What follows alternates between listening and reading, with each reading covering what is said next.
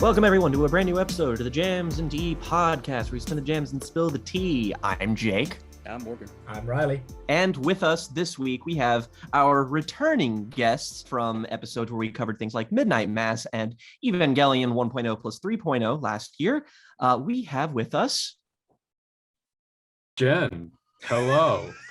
the fellow Kentuckian. Ryley is now completely surrounded and by one of us who looks a lot like him. And this week we are covering 3 records. We're talking about 2 new releases. We're going to be talking about the new album from Pinegrove. We're going to be talking about 11, and we're going to be talking about Country Stuff the Album, not Country Stuff the Album, Country Stuff the Album by Walker Hayes. And to be clear, we should distinguish Country Stuff the album from Country Stuff the EP and Country Stuff the song and Country Stuff the motion picture. Country stuff. I hate this country. Our record club this week was on Say Anything's Is a Real Boy, an emo classic. So go and check that out if you have not already. And last week, our new release reviews were the new albums from Boris and Foxtails. Boris and Boxtails. Exactly. If you're on YouTube listening to us as per usual, we're grateful to have you, but you also should be aware that we are now available on multiple platforms. You can listen to audio versions of the main episodes and record clubs from this week and every week onwards on Spotify, on Apple Music, on Google Podcasts. Basically, I'm trying to put it on everywhere where you can get podcasts. Just in case the show is less accessible to you when it's on YouTube and you want to be able to kind of listen to it on the go or whatever, kind of just give you the option. That's now available. We have links in the description below. They'll be in the description of every video. So check that out as well on your preferred streaming platform. And yeah, let's get into, as we do per usual, what we have been listening to in the past 7 days. Jake, what have you been listening to this week? Probably more music than I've listened to in any single week-long span in an entire fucking year for whatever goddamn reason. But some things that might interest the people here, from the black metal, death metal, progressive metal-ish band Enslaved. They are a band who is frequently compared to Opeth. And so naturally I was like, ooh, okay. And like basically it was on the Opeth subreddit. Somebody described them as just like, they're like Opeth but with black metal, and also they have an enormous discography. And then I looked up their discography on Rate Your Music, and lo and behold, they have like a bajillion albums and all of them have insanely high ratings. So I listened to their album Below the Lights. I was not like, this was not like a still life situation where I listened to a band's highest rated album and I was just like, whoa, this is a masterpiece. That said, this is a terrific album. Again, it has the same appeal as something like Opeth, but they have a lot harsher kind of stuff. That sort of black metal edge kind of works its way into the sound pretty deeply. I would highly recommend it to pretty much everyone I know who likes that kind of music. There's some songs on here that are plainly great, and then there are songs on here that do sort of ascribe to that level of like legendary hyperbole that are just fucking outstanding. Will just absolutely blew me away. That's a band I definitely need to look more into, but yeah, absolutely get a recommendation from me. I listened to a fair bit of like jazz adjacent stuff this week too. I listened to the first release from Slauson Malone, otherwise known as the nephew of jazz musician Wynton Marsalis. I'm pretty sure he did production work, or maybe this was a reverse. Basically, this album is very similar to Earl Sweatshirt's Some Rap Songs. It's kind of sound collagey and like dark and ambient. It isn't the first time I've listened to it. It's a great record, but I listened to that. And I also listened to Trust in the Life Force of the Deep Mystery, which is a sort of jazz fusion album by the band The Comet Is Coming. That's another album that I heard when it came out, and it's still terrific. I actually like that even more. But the outstanding sort of jazz adjacent album I really want to shout out is something that came from an unexpected place, because I didn't really expect it to be jazz, and it kind of half is jazz, half is ambient, half is sound collage, half is whatever. But it's an album by my favorite ambient musician that I never shut the fuck up about, Harold Budd, and his album, The Pavilion of Dreams, which is just fucking terrific. That's the album I think I've been listening to the most this week. It's 4 sort of ambient pieces, jazz pieces. There's one that like the first song there is like ambient, and then just a saxophone just dominates the track and it's godlike. And then there's like these female vocal harmonies that come in later and they're just gorgeous. It's a beautiful record, otherworldly, like deeply like meditative, and then the second half becomes really haunting. It's a really, really, really great album. One of his best in my opinion. Ordered that bitch on vinyl because I need to own more of his shit. I also gave a re-listen to an album that I've had a bit of a fraught relationship with, just because I listened to it at sort of the beginning of my musician, or my music fan kind of tenure, just like when I was really getting into lots of different bands and genres and stuff. And I didn't really have a way in other than knowing that this is one of the most acclaimed albums, like in its respective genre. It's a very music Twitter-y record and band. And I just listened to it and I was just like, it's just not for me. And that is Death Grips the Money Store. And I since revisited that album like a couple years ago and came back and was just like, I like this. This is good. Still doesn't really do anything for me.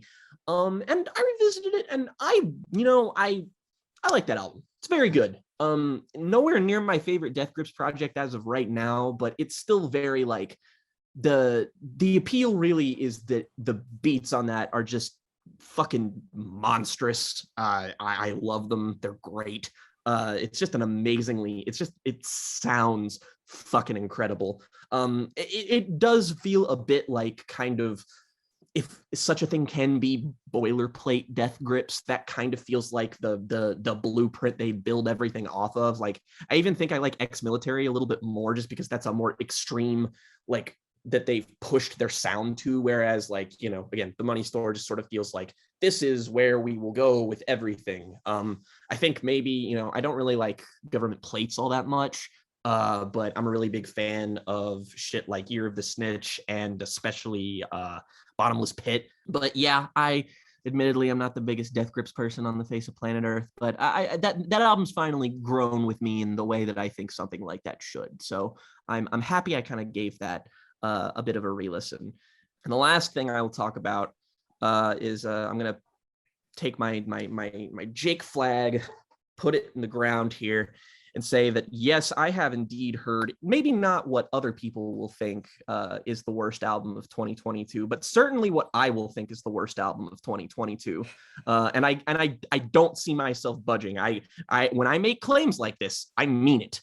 So remember this, is that I listened to the newest album from power metal band Iced Earth. But calling them a power metal band here really doesn't really fit the equation, considering this is not a power metal album. It's not a metal album, in fact. I don't know if you were really planning on doing this, but I want to bring up the genre tags for this on Rate Your Music. Oh yeah, please go ahead. Oh, okay. So there's 3 genre tags for this album. The first is spoken word. It's already like, it's disconcerting. The second is neoclassical dark wave. Yep.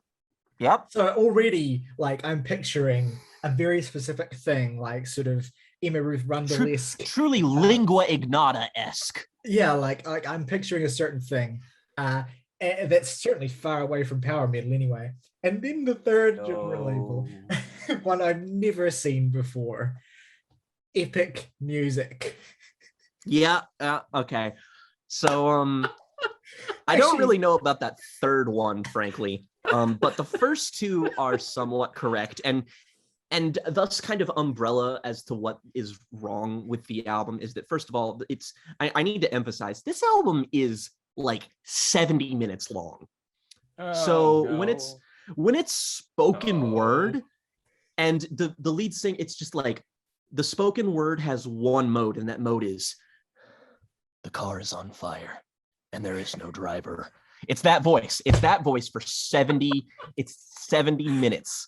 And the best part, I haven't even mentioned the best part yet. This is anti-vaxxer propaganda. This is my God. no shit. Like mega right-wing shit. Like I mean, like Tucker Carlson could never. Like this is, it's amazing. It's just like immediately like, we don't need your vaccines that make us more susceptible to the blah blah. Like it just becomes like a fucking vaccination. I'm sorry, I have to bring up here in the comment box on Rate Your Music, there's this comment that I love from a user called Power Metal 2000, and it says, I love this because I have no context for what's being referred to here. But unlike some people, I can separate Iced Earth's music from John's actions last year. The music here isn't bad, and this would have been a pretty. He was at January 6th. I just remembered that. All right, well here we go. No way. Shit. The music here isn't bad, and this would have been a pretty cool instrumental album. A misspelling of cool here, but as a spoken word album, ellipses, it's a fail. I'm gonna choose to believe that this isn't real. Epic fail. I think you're making this up. This could be a good instrumental thing. Okay, politics aside, I'm going to go in on that statement. These instrumentals sound like they were picked off a royalty-free website. They sound like they're just like, you know, like vague kind of like ambience, and then occasionally there'll be like an epic trumpet sound or like a marching like fucking drum beat that's just like dum dum dum dum dum. So wait a second. Hang on a minute. This band. So I just assumed, okay, this is some fucking whatever rando project. This band are like, they have a history. They're well regarded. I've listened to their music before. They have a concept album that is based off of Todd Howard. Jesus Christ, Todd Howard. Fuck me. It just works. We're just going to skip past the fact that I said that completely wrong name. Just go. They have a concept album based off of Spawn. Album cover has Spawn. Todd McFarlane. Thank you.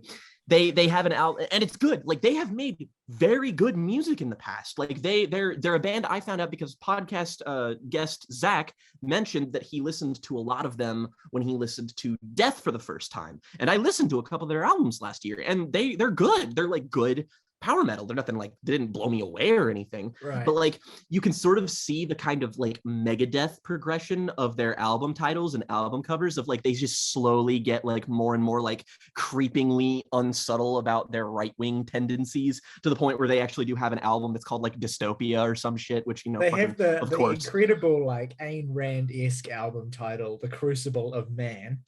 Yeah, that's one. But this here like, is God.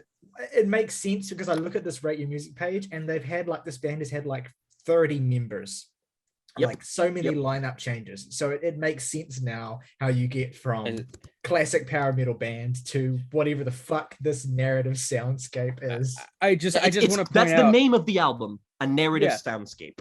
The name of the album is a narrative soundscape, and every song on it is parentheses is the title, and then parentheses a narrative soundscape. That's every song. Kind of why I hate it so much, is because it's like trying to be like, oh, we're gonna put the parentheses here so we can get away with the fact this is actually dog shit. It's like, you know that this sucks. I'm not gonna give this shit a pass because this band has made work that's like positively rated till like it wasn't like a complete like fall off. They've made good music like they recently. have one of the highest rated live albums of all time, Alive in Athens. It's got a 4.0 from over 1,000 ratings.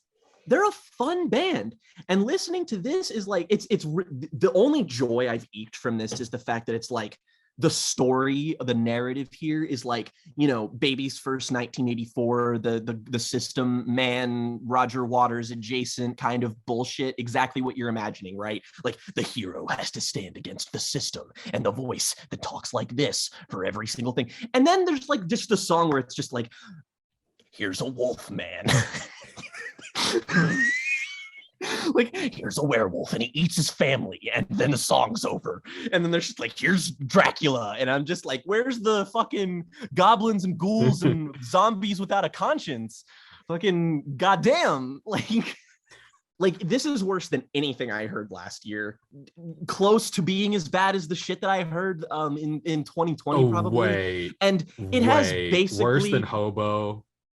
Oh, 100%. Because keep in mind, I didn't listen to the Hobo Johnson album proper. I listened to Alienates his fan base, which is like is so bad that I feel like giving it a designation as like the worst anything lets it win, because that's the album's goal. It's also right? like 20 minutes, right? And this is fucking it's a 20 minutes. Yeah, this is 70 minutes, and it's like, I guarantee you, I would be saying this even if the politics weren't dog shit, even if this was just like, vote for Bernie. Like, it's so bad. It's so awful. Like, these instrumentals are dry and lifeless and shitty.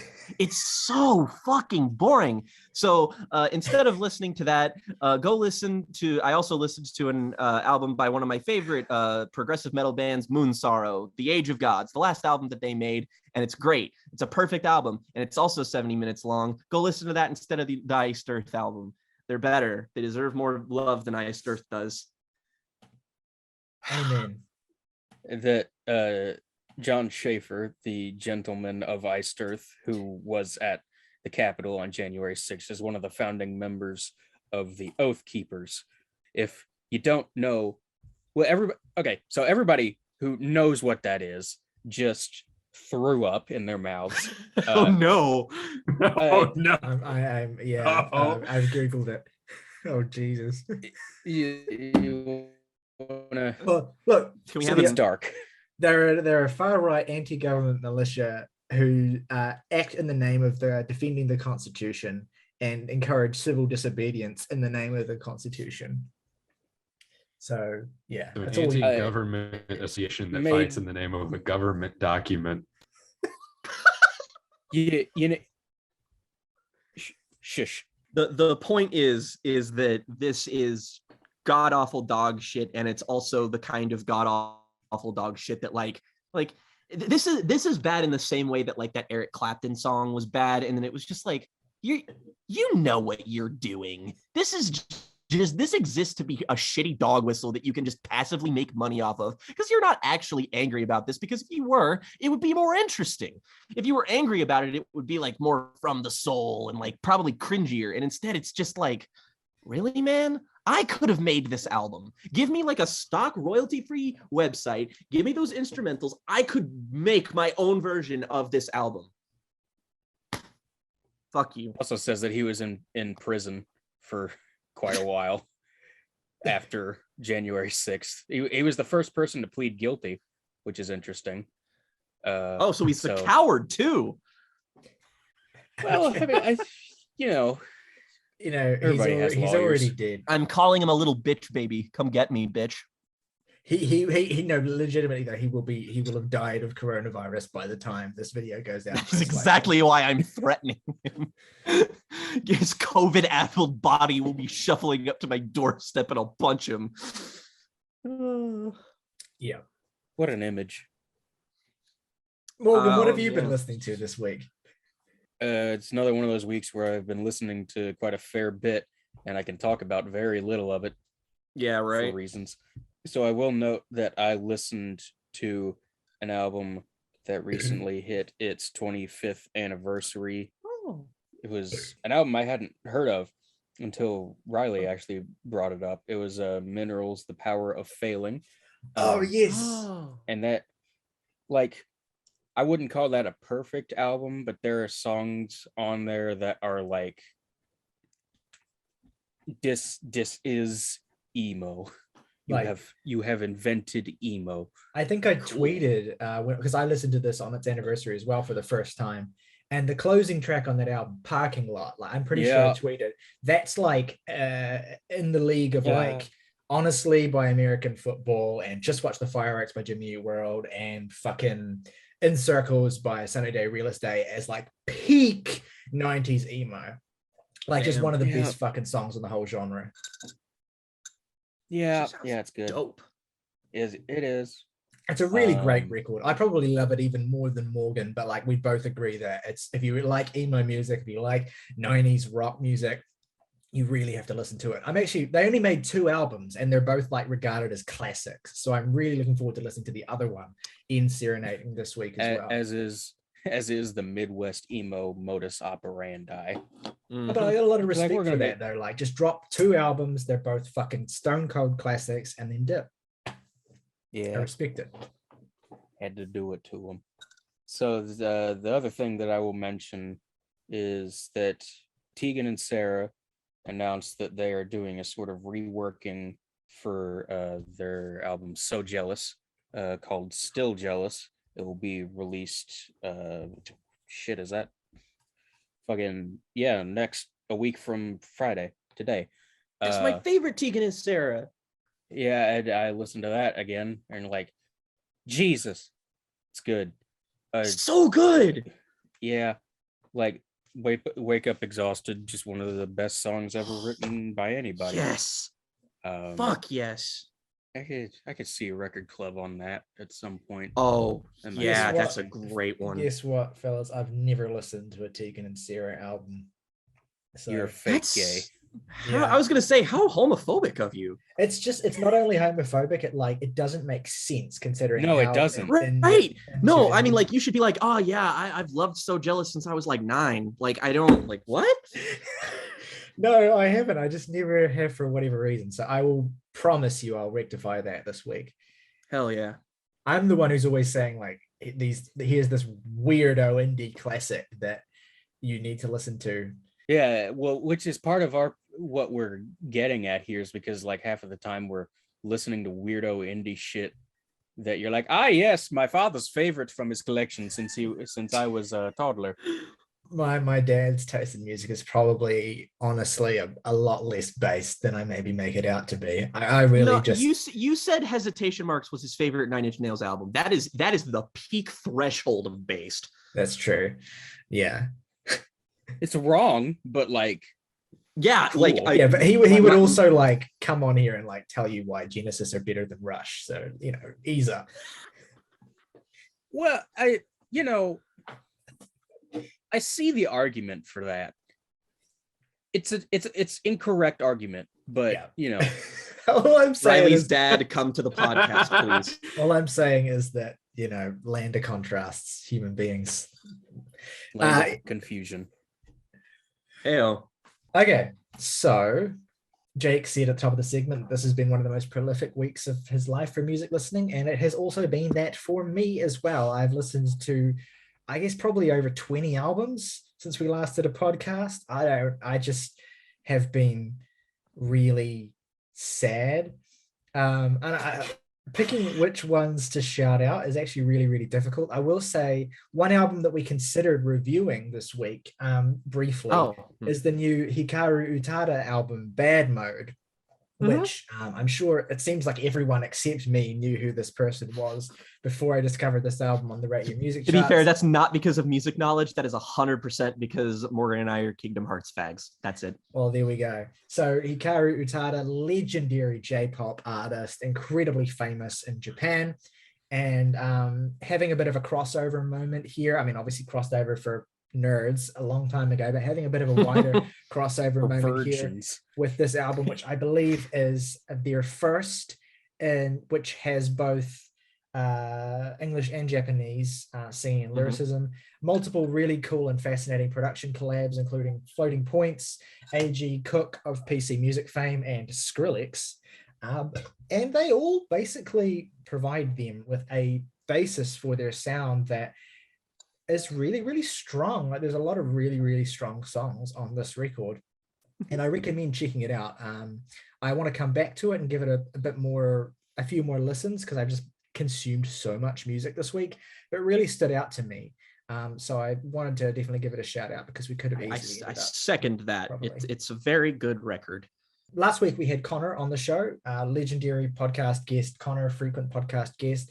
And when Connor was on the show in his What We've Been Listening to segment, he shouted out a bunch of metalcore that he was kind of diving into. And one album that a couple of albums that he shouted out actually really stood out to me. But one album in particular I got around to listening to from a short-lived metalcore band called Seven Angels, Seven Plagues. This is the only album they put out, although they would then later reform, I think, with new members to form a different metalcore band called Misery Signals, which I'm looking forward to getting into because they have multiple albums produced by Devin Townsend. But that's a different story. Seven Angels, Seven Plagues put out one album, Jhazmyne's Lullaby, in 2001, and it is quite simply one of the best metalcore albums I've ever heard. It is absolutely fucking devastating. Lyricism and vocal delivery wise, this thing is here to make you sad and suicidal and just feel awful. But if you're in the mood for that, and that's the kind of vibe you want from your metalcore, which if you're into metalcore, it probably is. All for help. Then this is essential. It has one of the best, maybe the best metalcore song not made by Converge or Dillinger Escape Plan, I guess, but they're kind of more mathcore. Anyway, there are songs on this record that will just lick your biscuits. Absolutely listen to it. It is not my biscuits. The Kentucky influences some of the most are urgent really and coming beautiful out here. It's some of the most urgent and beautiful and just intense and heart-wrenching metalcore I've ever heard. And then it ends with a fucking piano ballad that just completely tears you apart like shit. It's by far the most emotional new listen of the week for me. I love option paralysis. I mean, if you there's Jhazmyne's Lullaby, check that shit out. It's short and oh my God. On the note of heavy shit, I also listened to the legendary Norwegian black metal turned electronica band Ulver's black metal opus Nattens Madrigal, which was the last album they made and the last black metal album they made before pivoting to trip hop and electronica with Perdition City, which I also listened to this week and is great. But I want to shout out Nattens Madrigal because this is, bar none, the most offensive album I've ever heard. I don't mean offensive in terms of like, edgy content or anything like that. Nothing to do with that. It is by far the most painful listening experience I've ever had with an album that I consider great. The way this is produced is like they're literally recording in a tin can, and they make it sound like the best shit you ever heard in the world. It helps that melodically and compositionally, this is just some of the most god mode black metal ever made. Like we're talking legendary status. And it's recorded in this way that makes it sound like Lou Reed's Metal Machine music, essentially. Like it makes it sound absolutely unlistenable, but also like you can't, it's like, you guys will get the appeal, but I there's no way of like describing this without making it sound completely unappealing. It's physically painful to listen to. It made my ears sore and I had the volume down so low, but it's like it's just amazing. As an unironic enjoyer of Lou Reed's Metal Machine music, cool. It's amazing. There's a song on here called Wolf and Passion that has like some of the most gorgeous melodies I've ever heard in black metal, and the rest of it will just eat your face off. It is just a corrosive album. That's actually the best way of describing it. It is corrosive. It's like pouring fucking sulfuric acid into your ears, and I cannot. The Bathory albums I've listened to sound like Opeth from what I'm gathering here. Well, I mean, Jake, you probably have a little bit more of a reference point for if you listen to this to tell me whether I'm exaggerating or not. But to me, like I've never heard anything that sounds this just completely fucked. Have you heard Dark Throne at all? I have heard Dark Throne. That was a reference point. Like it's Dark Throne's certainly not a million miles away from this. And obviously Dark Throne and Ulver in their early era were kind of coming out of the same scene and making equally kind of important music. But it baseline for ugly shit I won't in that say genre. It makes Dark Throne sound. Well, I think actually what I said in the DMs was it made Dark Throne sound like fucking Disney Channel or something. It's not quite that extreme. Dark Throne is comparable. Nocturnal Culto. Dark Throne is comparable to this, but it's still like this takes the cake for me. I also enjoy this more than the Dark Throne that I've heard as well. Although I need to listen to more of their stuff. What else will I shout out? Okay, so I listened to a classic of IDM and more sort of ambient techno than IDM, to be honest. It's not super danceable. It's more sort of relaxing techno music, but it's a classic. I had heard parts of it when I was a child. I'm sort of familiar with it from like educating myself in the genre growing up, but I'd never really given it a full and dedicated listen until this week. I know if August were here, he'd be cheering me on because this is one of his favorite ambient records, I think, or at least he shouted it out as a really special and influential album on him when I interviewed him in Mason about Glacier Flower. And that's the album 7614 by Global Communication. Came out in 1994. Again, as I say, this is a classic of ambient techno. If ambient techno or IDM are things that appeal to you, listen to this. I'm basically just adding Jake and Morgan, to be honest, as well. Jen, I don't know much about your taste in music, but you might enjoy it too. It's a really, really beautiful record. It's lush. It has gorgeously languorous melodies. It's very easy to listen to. And it just takes you on a journey, and it's gorgeous. It's probably, hang on, let me think about this for a second. I think it might be the best thing I heard this week for the first time. I'm not sure. There's a couple other things. All the titles are times, and I clicked on 9:25, which is 9 minutes and 34 seconds long. That's the streaming. That's a fuck up on streaming. So streaming. Thanks, Apple Music. The streaming version is like swapped the order of two of the tracks and like added weird sort of like, anyway, I can send you like the files that are not, it's still listenable on streaming, but it's just not exactly the way it was originally released. Anyway, it's a great album, definitely worth listening to. It's just really, really great, gorgeous music to put on while reading, writing, or just zoning out. Love it. So I don't remember exactly what started this conversation in our group DM, but eventually you guys ended up talking about the band Yellowcard for whatever reason. Yes. So, and you were kind of like hyping the shit up out of this band, right? And so I was like, okay, I only ever vaguely heard of them. Kind of what I've come to understand are sort of pop punk luminaries, like quite, well regarded. And I went and I listened to the song Ocean Avenue because that's their biggest song. And I'm like, oh yeah, I do know this song. I have heard this before, but I've never really like formed, a concept of this band. That's their like the middle. Yeah, I can see that now. Anyway, Jake was very insistent that I listen to their album Southern Air, which is kind of one of their later period albums, not sort of when they're at their biggest, but apparently Southern Air was the one to go to first. And I have to say, this was a really beautiful surprise. I really, really enjoyed this. Borderline loved it. And there were certain songs on it that I thought were absolutely fucking fantastic, particularly one of my the favorites. The first three on this album in particular really, really stood out to me, particularly that opening track, Awakening, which just is like everything you would want from like an epic opening track to like a really sort of ambitious sounding pop punk album. It was by far my favorite song on the record, but I also really enjoyed the two immediately following it and Sleep in the Snow. And actually the album ended really strong too. The last three songs are also really, really strong as well. It's a really Rivertown Blues, absolute standout. It's a really great, fantastic, melodic pop punk record that I highly recommend to fans of the genre, fans of the bands like Jimmy Eat World and etc. It's a really, really, really strong record.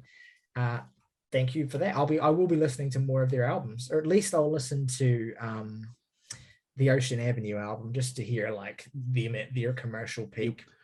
You gotta listen. Yes, you will. Self-titled. Because it's on the docket. Oh yeah, it is. That's true. I forgot about that.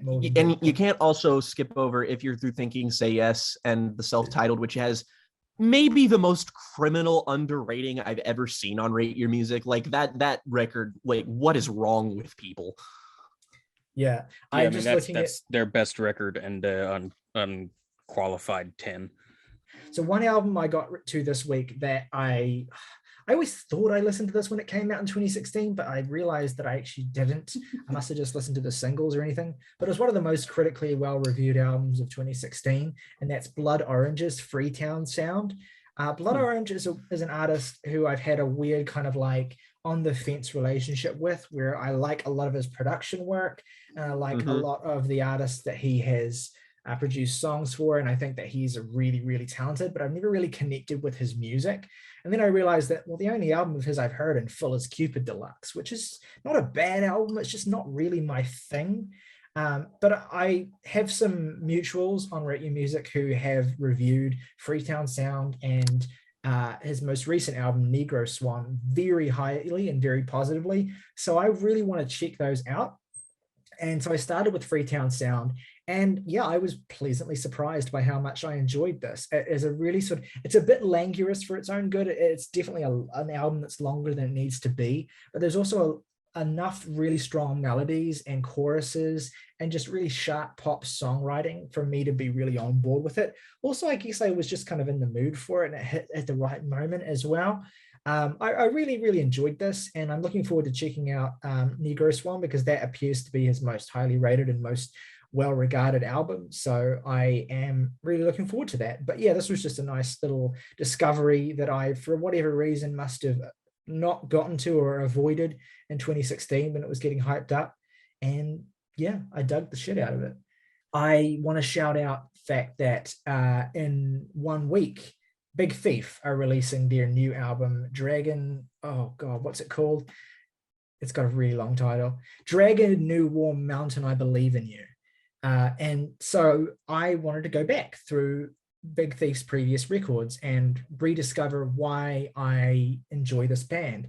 And the weird thing about Big Thief, this is a common story that I've heard from a lot of people who've listened to them, is they're kind of the definition of a grower band. Like most of their music is not very immediate, with some exceptions. They have some individual songs like Mary off of Capacity and Not off of Two Hands that I think anyone would love if you were to listen to them. They're just incredible songs in and of themselves. But their albums as a whole can be a little bit too meandering for some people, particularly if you're not really into kind of folk music. What's exciting about Big Thief, though, is the way they've kind of sized up and made their sound more ambitious from record to record. And it seems like their new album is going to be their most ambitious one yet, which I'm really excited for, especially considering it's a double album. But I went back and listened to their first album, which is boldly titled Masterpiece. And I thoroughly enjoyed this more than I was expecting to, because for me, like, I always think of them as the band that really came into their own with UFOF in 2019. But this album really struck me. It's, again, like Capacity, the album that follows it, which has some of my favorite songs of the decade on it. It's not like, it doesn't quite come together as a whole, but the individual moments are astounding. The title track and Real Love and Paul, those three songs in particular on Masterpiece, are some of the best indie rock / indie folk songs of the 2010s, undeniably. Just like Mythological Beauty and Mary off of Capacity are on that list as well. It wasn't, even though it wasn't until UFOF, in my opinion, that they made like a properly front to back, really strong record. Masterpiece and Capacity are still worth listening to, or at least those songs, because they're just genuinely unbelievably gorgeous. And then Two Hands, the album they put out the same year as UFOF, super underrated. That album is their shortest, their punchiest, their loudest, their most guitar heavy. And of course it has Not on it, which is their best song. But yeah, I'm really looking forward to this new album. I'm going to continue revisiting these records over the next week, and we'll see whether Dragon New Warm Mountain, I Believe in You, delivers. The singles they've released for their album so far have been really strong, so I have a lot of faith. And mostly I'm just pleased to finally get this band. I feel like they've kind of evaded me for a long time. I've never really been able to commit to them and understand them, but I'm starting to really get it now. And it's affirming. I'm excited. It's nice to be really excited for a new record from this band. Another thing I'll shout out is a very different album that August recommended to me, and that we kind of happened to end up listening to at the same time. And so we were kind of just DMing each other about it. And that is an album with an unpronounceable title because it's not words or letters. It is an album that the title is just like a symbol of a square with a circle in it. And then it's that repeated like 30 times. That's the name of the album. And the artist is also kind of unpronounceable. It's qebrµs, I think. I'm not sure how to say that. Point being, August said, listen to this shit. It's fucking crazy. And when August says that, I listen, right? Because when August refers to anything using like hyperbolic language or using like excessive language, you know he means it. And so I put this album on. It's a flashcore record, which is a subgenre of extreme electronic music that is kind of the meeting point of breakcore, which is the kind of really aggressive drum and bass variant that you think of Venetian snares when you hear, and glitch, which is sort of like glitch is kind of self-evident, but anyway, it's a kind of weird, mad fusion of the two things, and it has a super industrial heaviness to it. And the thing you got to realize about it, above all of this shit about unpronounceable titles and whatever, this fucking knocks. This goes so hard. This is like pummeling. It's like someone took the most kind of esoteric, but like hard-hitting elements of like Orteker's really languorous and long, expansive 2010s work, and then condensed all of it down into a series of 3 or 4 minute songs. And it's just like 45 minutes that just pummels you with that heaviness. It's just like, it's fucking awesome. Like I've described these albums I've listened to this week in a lot of ways, but this is the one more than anything else that's just like fucking awesome. Like I just kicks ass. I highly, highly recommend it if you can find a way to search for it or download it. Yeah, it's gonna say I don't have that fucking key on my keyboard, homie. But anyway, it's dope as shit. Like with the Global Communication album, I'm happy to send it to anyone who wants to listen to it. But yeah, lots of fun. Love artists making albums that are impossible to find. Stream really... that old Godspeed You Black Emperor album that leaked. Well, that's also pretty big news this week. So I'll for those not in the know, a legendary demo from Godspeed You Black Emperor called All Lights Fucked on the Hairy Amp Drooling from like 1994, I think, which has always kind of had this kind of legendary status among like lost albums. The thing you got to realize about it though is the band never wanted it to be released. It's really kind of like, I haven't listened to it, but from what I understand, it's really sort of like shoddy and just weird sort of demos from when they were kind of figuring out their sound. And for some reason, the fact that it was never available, I think this has something to do with Mew as well, when this band was like, when in the late 2000s, when Mew was like going fucking gonzo for this band. And there was just something about a recording of theirs from the early era not being available that made people fucking go rabid. But apparently it's unconfirmed. Apparently it's available now. Although there's a quite, it's not funny, but I found this amusing that on the band's Discord, representatives for the band posted a message saying like, it is available. We ask please that you do not listen to it. we do not want this to be heard. So it's like, I mean, you're saying this to a group of internet people. You're saying this to a group of internet people who've just discovered this thing that, well, last thing I'm going to mention, I could mention a bunch more, like the new Krellis album, but I might talk about that next week when I listen to some more Krellis. But the last thing I want to mention, like with Big Thief having a new album out in next week, or this week, probably by the time that you're listening to this, Cult of Luna's new album comes out on the 11th. We've already talked about it on this podcast and the What We've Been Listening To segment. Still my album of the year so far. Not really anything close. That shit is next level. But I wanted to go back and listen to some more Cult of Luna. And so I was directed very speedily to the album they put out just before it in 2019, A Dawn to Fear. Oh Lord, she praying. This, I don't even have words for how good this is. Like, I was so close to giving this a 10, but I just like couldn't do it on first listen. I've updated my rating system and I'm in a whole like trying to figure out how where every album sits in my lists right now and shit. So I need to spend more time with a record before I can do that. But fuck if this isn't close to a 10. This shit is like to even say this is some of the best sludge metal, post metal that I've ever heard is like to do it, to not even remotely do it justice. This is some of the best metal that I've ever heard. Like it is just unbelievable. Like it's 80 minutes long and it has 8 tracks So that already tells you Oh, that you're God, yes. that you're in for some fucking Pornographic. I mean, like, yeah, the shortest tracks are like 6-7 minutes, and the longest track is 15. Yes.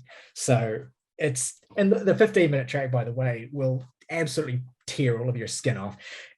This shit, I compared it to Neurosis's Through Silver and Blood. Not in the sense that they sound alike, although they're obviously like from similar, they're obviously both kind of from the same, cut from a similar cloth, like Cult of Luna are doing now sort of what Neurosis were doing in the 90s, but they make it sound like, you know, of the current era, like super influenced by Neurosis. But it also feels like that in the sense that it's another 80-minute sludgy post-metal album that just rips you to shreds the entire time. Well, except for when it's like lushly beautiful and stripping the metal back. But I would say it does that even less than the new record does. It's just a really, there are a couple of tracks that are mellower and quite beautiful, but for the most part, man, you're getting 10, 13, 15-minute just onslaughts. And yeah, this band is well on their way to becoming one of my all-time favorite metal bands. They might already be there, frankly. I'm going to keep digging deeper into this fucking gold mine that I've discovered. But yeah, we might be fucking onto something with this band. But yeah, that has been my week. Jen, I know you don't listen to a shit ton of music, but is there anything that you've been listening to recently? It doesn't have to be in the last week. It could be at all that you want to sort of shout out as something you're vibing to or something you're into. Yeah, so I've spent the past little bit catching up on some of the best and reviling in some of the worst of 2021. Thanks to you guys, I spent a long drive through the sticky listening to And Again Into the Light. Kentucky Rep. The transcendent experience. Kentucky Rep. Love that album very much. Some other stuff I want to shout out. Kind of underrepresented in the very online musical circles that I'm in. An album called The Marfa Tapes, which is a combined effort from Jack Ingram, Miranda Lambert, and John Randall. Miranda Lambert, obviously one of the best country musicians working today. The three of them go down to Marfa, Texas, and record just this really simple album. And it sounds like they're just walking around a ranch with a guitar, starting a bonfire, and just having a great time. I also listened to, just on a whim, I went back to Joey Badass's semi-self-titled album, Before the Money. Good album. Which was like kind of in that To Pimp a Butterfly, like super social rap era, but really, really great album. Not much else to say about that one.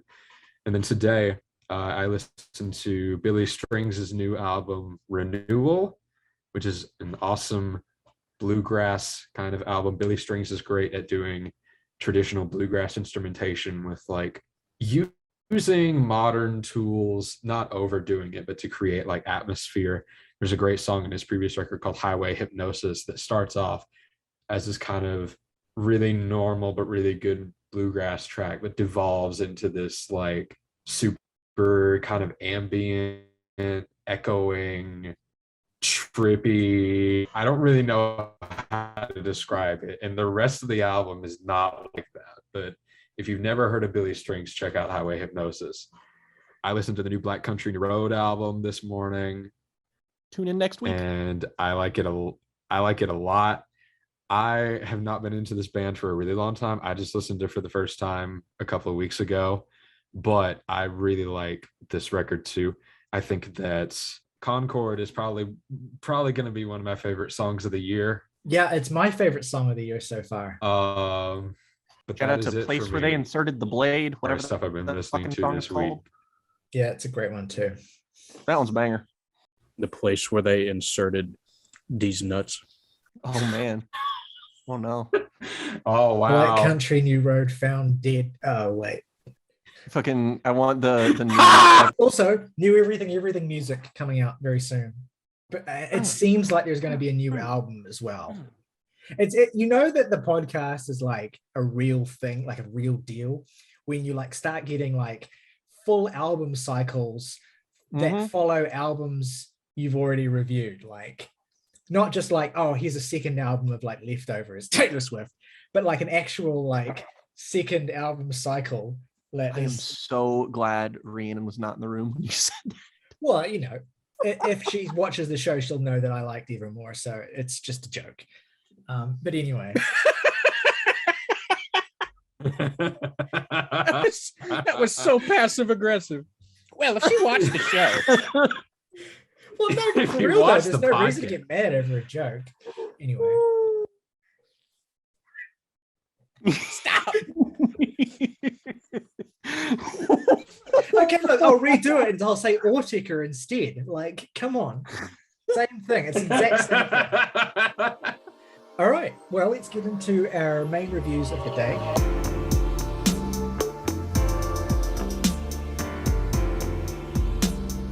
What I wish I had said from the front of this episode, just to kind of like give it an identity, is that this is kind of our country episode. And it's also kind of our not country episode in the sense that we're talking about two country records, but we're also talking about two records that aren't really country. They're just kind of like country influenced. And the idea was that we talk about my grand vision for this episode was that we would highlight something really great that's happening in the world of country and something really regrettable that's happening in the world of country. I think regrettable is a great thesis statement for Walker Hayes. And so here we go. Let's talk about the positives first. Let's talk about Pinegrove's new album, 1111. Pinegrove are an emo country band, and I get it. That already is a daring proposition. But if you haven't heard Pinegrove, you'll find that their fusion of emo and country is more tasteful than that label might suggest, right? It's primarily sort of indie rock with twangy sort of country instrumental leanings, and a singer, Evan Stevens Hall, whose vocal presence and tonality is very influenced by the world of emo, and whose writing and lyricism and thematic sort of interests lean into the sort of writing and lyricism and thematic interest of a lot of emo bands. And so you have this interesting and cool and weird fusion. This is a band that I became aware of, like many people, in the year 2016 when they put out an album called Cardinal, which remains one of my most listened albums of that year. That album came out very shortly after I went through a devastating breakup, and we've had stories about these kinds of albums in the past, but it really it was the exact shit I needed. And it's still Shout like out to Rustin Kelly. Yeah, I mean that album to me is my dying star. That's how much that album means to me. It's 8 songs and it's just like heartbreak and sadness, and it's just gorgeous. And yeah, that album will, no matter when I listen to it or what context, for the rest of my life, it will take me back to March of 2016 when I first heard it.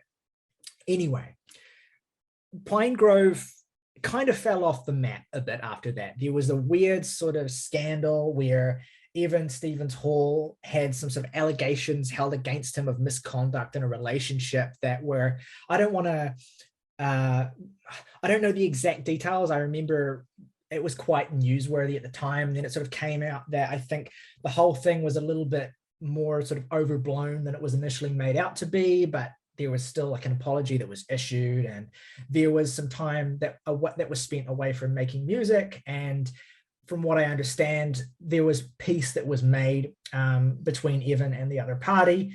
And anyway, that was something that has sort of cast a shadow on Pinegrove's music ever since, that they kind of have really struggled to escape because they were getting a lot of buzz from Cardinal, and then the music media kind of just sort of avoided talking about them because they didn't want to associate with anyone that was in any way kind of remotely anything approaching cancelled from any group. But I don't want to wade into that discourse because it's not relevant. It's just a part of the story where from that, Pinegrove have kind of withdrawn a little bit into a more sort of moody variant of their emo country sound that still, nonetheless, in my opinion, has a lot of presence. Their, I think 2018 album Skylight was really, really strong as well. It didn't reach the level of Cardinal, but it's an album that has gotten better the more time I've spent with it.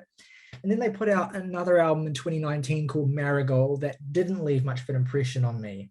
And that was the point at which I was like, is this band like, have they really run out of gas? Maybe they have, maybe they'll sort of never really sound inspired again.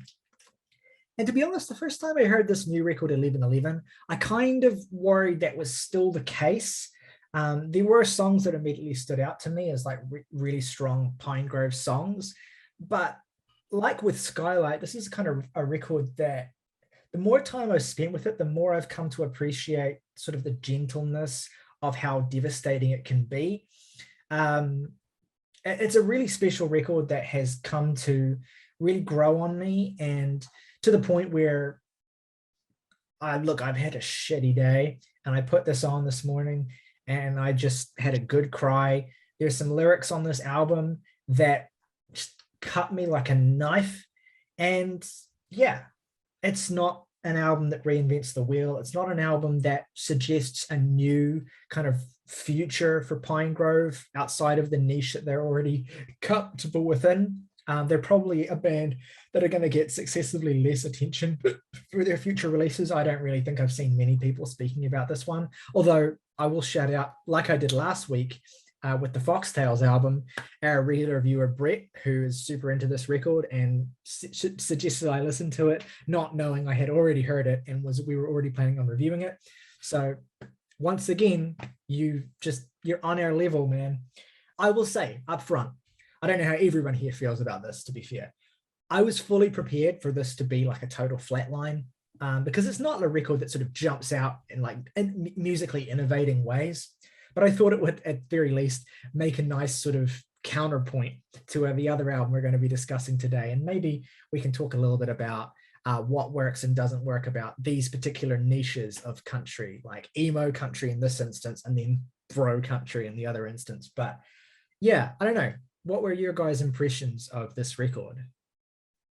I am not super familiar with Pinegrove as a band. This is my first record I had heard from them, and I didn't do any like go back and listen to the old stuff type thing that I would normally do for something like this, because I really didn't know where to start. And so I jumped right into this album, and the song is this 7-minute sweeping all over the place in terms of scale rocker called Habitat. And I'm going to think about this song for the rest of the year. This song alone is fantastic. And you still have like a whole album after this. And I don't know if it ever really reaches that point for me again, but there are some points that I find that I really love this combination of like really traditional Americana sound, and like you alluded to before, Evan's really emo tinged vocals. And Ryley, I kind of had a similar experience to you where I was like, instantly fell in love with Habitat, but the rest of the album was just kind of like for me. But the more I've listened to it, the more specific parts of it have really grown on me. Yeah, I think Habitat, maybe some Pinegrove fans out there could correct me. I think it's the longest song that they've ever recorded. I mean, I certainly don't think of 7-minute songs when I think of this band. But yeah, I was immediately struck by it as well. And it's a song that I've only grown to love more and more and more. Some beautifully poetic lyricism from Evan on this. I've always really, really liked the particular style of gently sort of poetic Americana tinged with emo lyricism that he goes for. It's very Pinegrove's music to me like evokes a certain setting very, very strongly, like a kind of urban setting in a sort of like desert state. And yeah, there's a sense of sort of, I hate using this word because it sounds so pretentious, but there's a sense of sort of ennui that comes through. And I don't typically associate emo with ennui. It's typically associated with more intense emotions, but there's a kind of sort of wistful sadness here that occasionally like really just occasionally he will sharpen the knife. And on a song like Respirate, which is another one of my highlights on this record, he'll just deliver this incredibly emotive chorus that's about something as simple as just remembering to breathe. And the way he'll do it is he really takes advantage of this tonality he has in his voice to like extend certain words and like just and give you these little vocal melodies that just turn my heart over. That's my favorite aspect of Pinegrove, and that's when I enjoy them the most, is that when Evan is really sort of stretching his voice to land these devastating blows with quite simple but poetic lyrics. So I too have some background with Pinegrove's Cardinal at a particularly emotional point in my life. And the first two songs on that album in particular always stand out in my memory in regards to that, Old Friends and Cadmium. So I was excited to get to this because Cardinal is the only thing from this band I'd ever heard, and I figured this might be a good excuse to get more into the band. And unfortunately, I'm probably not going to do that, but I do definitely think this is a good album. Iodine is one of the songs of the year for me. I'm sure it will be for a while. I'm particularly fond of Alaska. Of course, I also just like the parts on country albums where they just kind of It's quite cool the way they open with this kind of sweeping 7-minute gentle opus, and then they follow it up with like this 2-minute like just barnstormer for this band anyway. Like, yeah, I think me, Morgan will be in total agreement of the fact that the first 3 songs on this album are just like, yeah, just yeah. You say chef keys. And the album after that 3-track run is all good, but it also feels, I think the best word to use for my thoughts is inessential. It's just kind of, it's good, it's passable, it's listenable. All the lyrics are good, I think, but the songs themselves after this point kind of stop leaping out at me. Unless you've been revisiting the first 3 songs over and over, like I have, you might be more inclined to think this is really quite a middling affair. And for that, I would not necessarily blame you. Glad that Morgan showed up to put up the T-ball and place the baseball on top of it so that I may come and fulfill any possible hypotheticals here. Is that I went into this because it's just like, oh, you combine, emo-country kind of shit. And I'm just like, oh, okay. You mean like, I am, again, I have heard Rustin Kelly before.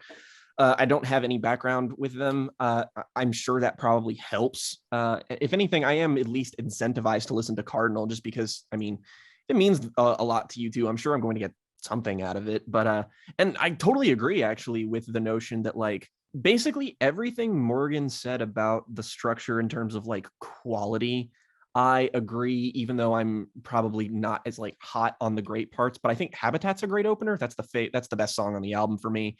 And I think the run of Alaska through Orange, 3-track run, it's good. I enjoy it. I would almost describe this as like, give me a lot of Elliott Smith vibes a lot with the vocal delivery, how reserved it is, how quiet it is. And it works there sometimes, for me anyway. Sometimes like the thing that's most consistent here is, most consistently like notable, I think, is the lyrics. I think the lyricism on even the most lackluster parts of the album for me are great. There is, again, Ryley pointed out the sense of ennui that this record evokes, which I think is like really palpable, and it's put very poetically. The sort of like a lot of these songs are very internal. With like my Elliott Smith comparison isn't just sonic, it's in like approach too. I wouldn't see anything like everything here sounds like it could be right off of something like Figure 8 or XO.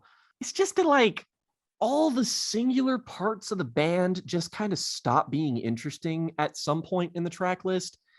Mainly just like it's not even steep, but it's just like as soon as Flora begins, I'm just out for the rest of the album. Like I don't even really think that like my ratings get like slimmer and slimmer.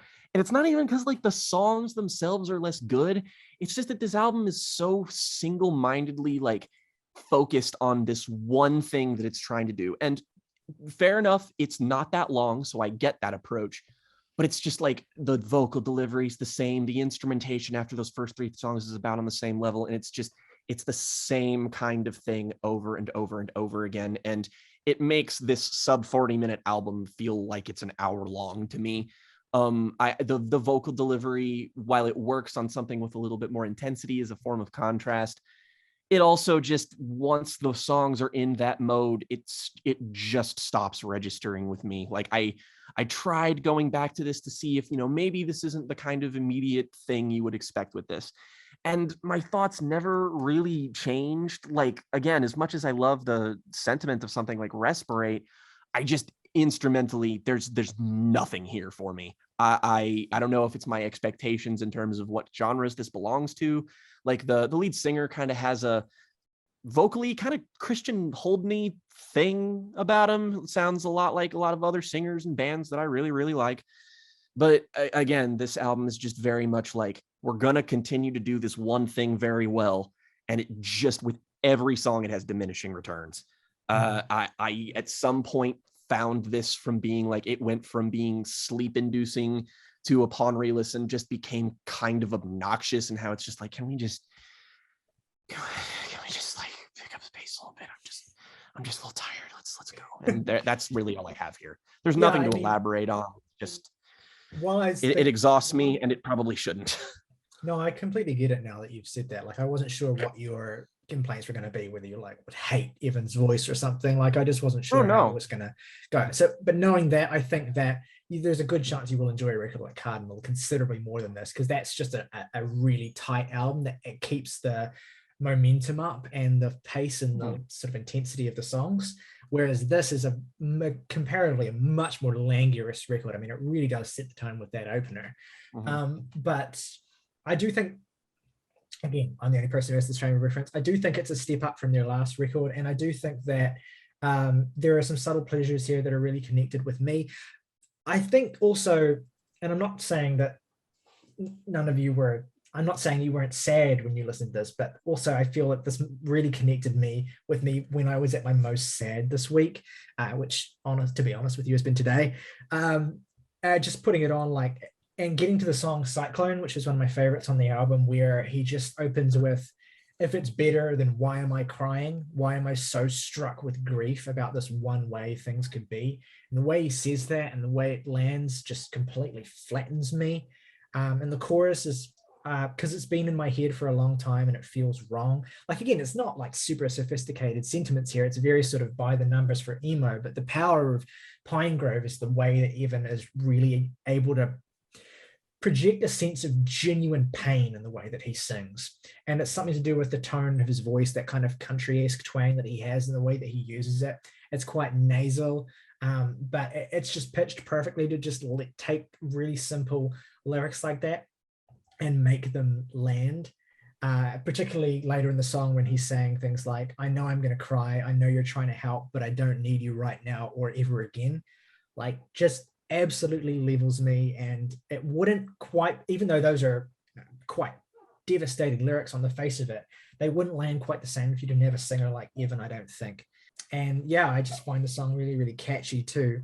Another late album highlight for me is the song Swimming as well, which is one of the more sort of poetic and kind of picturesque songs where he's kind of just taking in the world around him and trying to kind of distract himself from his sort of suicidality by focusing on beautiful things in the world around him, birds and clouds, and it's quite a kind of tough conveyance of a really sort of tortured emotional state.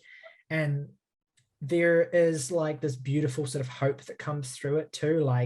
The climax of the song is him essentially singing, I want to be a part of it and I'm not ready to die yet. And again, that just, if there's any doubt this is an emo band, I mean, you really just have to look at the lyrics.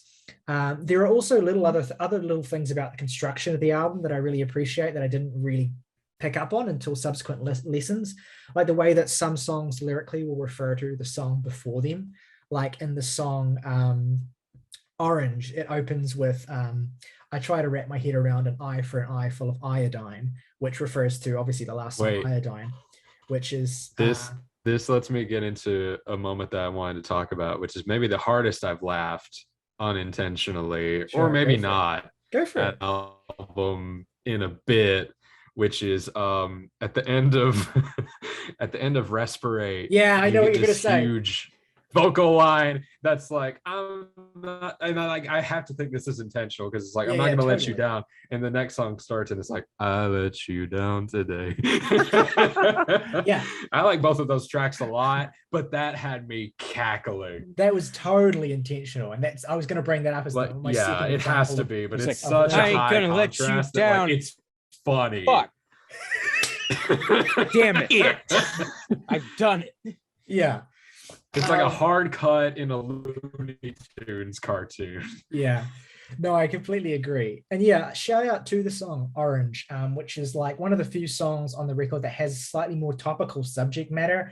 It's specifically about like climate change, and not specifically about like climate change, but specifically about like the emotion of like living in America, which obviously I can't personally relate to, like calling your senator and trying to like get them to see sense, and getting the response of like, you should feel happy that I listened to you at all.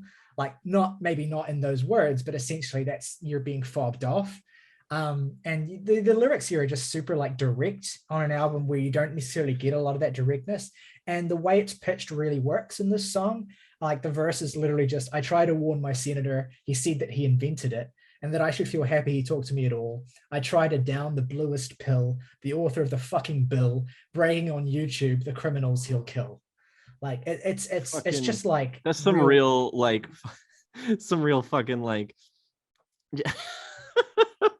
the fucking so like, crass. That is so fucking funny. I mean, it's just it's like fuck.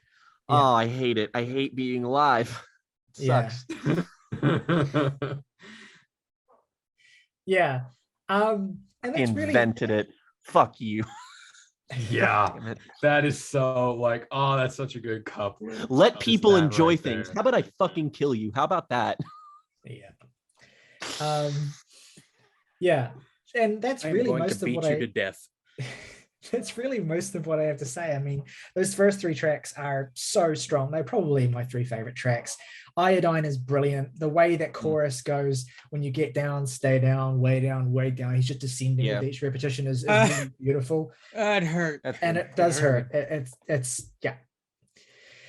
Yeah. And Alaska, as has been said, is just this really great sort of 2-minute punchy song. Landed in Orlando. I mean, yeah, yes. This is the good album of the episode. Yes, it is. I stand by it. You're right. Yeah, no. Like, look, if you disagree with that assessment, to. you're a police person. You're just wrong. Yeah. Anyway, I think that's basically all that we have to say. We can probably wrap it up there. Let's go into our favorite tracks and ratings for Pinegrove. Jake, do you want to go first? Pretty fucking easy. Favorite three are the last three, and least favorite, or the favorite are the first three, and my least favorite are the last three. 4.5 NyQuil out of 10. Damn. Chinese Morgan. satellite. Look, it's not the worst album we're reviewing this week. Yeah, to be fair, I couldn't have picked a better week. They couldn't have picked a better week to release this in terms of like wanting jams. I mean, at any rate, my three favorites are Iodine, Alaska, and Habitat. My least favorite is Swimming, Pools, Drank. What? No, it's just swimming. Drank. Yeah, shot. Drank. Sit down. Drank. Stand up. Drank. Cut all of that. No, keep it all in. No. A 6 out of 10. I have to take a wicked shit. Walker Hayes is the shit, by the way. We were just to save it for the segment, man. We're just about to start. Yeah, like Fucking throws feel shit like a primate at his camera. I think Morgan should have just taken his webcam with him and just like sat on the toilet and just like fart sounds. And he doesn't Some say fucking John Waters shit. My three favorite tracks are, I mean, the first three tracks are the three best tracks, but I will swap out Alaska for Cyclone because I really love that song. Least favorite is Flora, and the album gets a 7 from me. I feel pretty much the same. Favorite tracks are Habitat, Iodine, and Orange. Least favorite track is Flora, a very light 7, just because the first 4 tracks are so good to me. Yes. All right. Well, that is an average of 6.1, which is actually, ironically, the same average as the last new release we reviewed, Boris's W, which is, an album I feel similarly about. Like, not really anything approaching the band's best work, but maybe a little bit more deserving of attention than just like the complete ignorance that it seems to be getting. So there's that. Let's move on now to our second review of the day.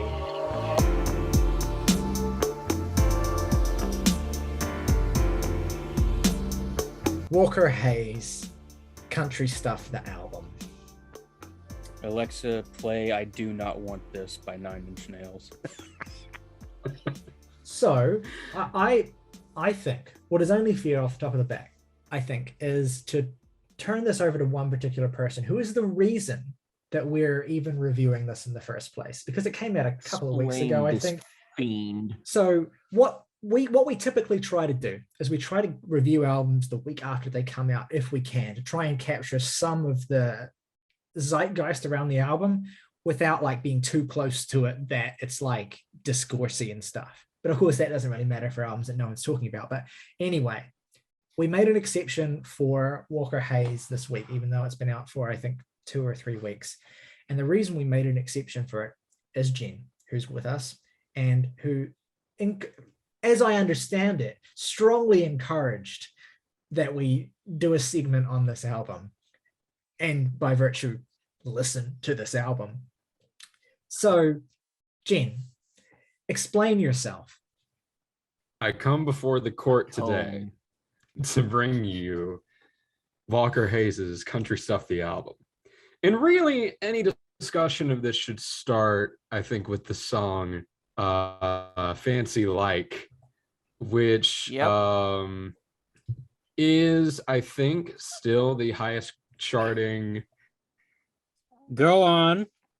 It's the highest charting country song of last year, debatably tied with the All Too Well re-release, but I don't give a shit about that. It's amazing that you even can refer to them as songs from the same genre.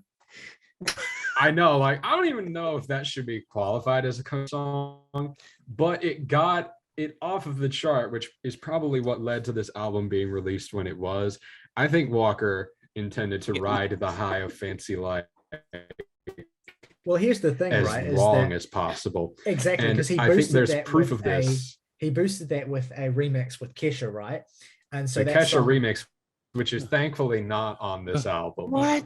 Yeah, absolutely. But also what I'm mentioning is that song, including a couple of others as well, I think all of which are on this album, were originally released in a project called Country Stuff, the EP. I think it was just called Country Stuff, to be fair. Yeah, it's not that wasn't a joke. Country Stuff, the EP. No, that there was an EP. Joke. Let me explain. Okay, so there's an EP called Country Stuff that has 6 songs on it. All 6 of them are on this album. So this is like country. This is essentially Country Stuff, the EP deluxe expanded edition. Pretty much, yeah. So between those songs and the 2 singles that came out in anticipation of the album, you only really have 5 new songs that come out when this album drops. I don't want to skip it too much, so I want to give a bit of a criminal breakdown, a Mindhunter scenario, if you will, on one Mr. Walker Hayes. So Walker Hayes is a guy who's been making music for a bit, and you might not even know. About 10 years ago, he put out an album, And Jake, you should look up a picture of what he looked like in 2011. That's Because what he we- just looks like looking at. Justin Bieber. He looks like that same person now, but with like the anchor arms from SpongeBob and like a beard that looks like fucking pasted on. He had a song back in that time called Pants, which is a great beta description Christ. of it. Okay, so about here's the, how she can wear the pants as long as I can take them off. oh my god, that's Oh. such a Walker Hayes Come on. song Really? subject. So Yes, that is the bar. so Walker Hayes has an interesting relationship with women. And I think it's something that he gets into on this record with fascinating levels of detail. You have these different images of Walker in terms of his relationships with women, often ogling and respecting their magnificent forms. And then like you have a song like Make You Cry, where Oh my god. Gaslight, gatekeep, guy boss. I'm so conflicted and confused by what kind of emotion and relationship that Walker is trying to convey here. Because let's get this straight. Obviously, this is the song that is intended to be about an endearing love that two people have for each other, where he can sing her a song and or like serenade her or whatever, and it makes her heart melt and makes tears run down her face, tears of happiness. Of course, he's very, very careful to specify. It's like you don't know what kind of song is in the intermediary here, because he's singing about another song he's singing to her. And in my mind, it's probably like, it's something like, fuck my bitch wife, I hate her.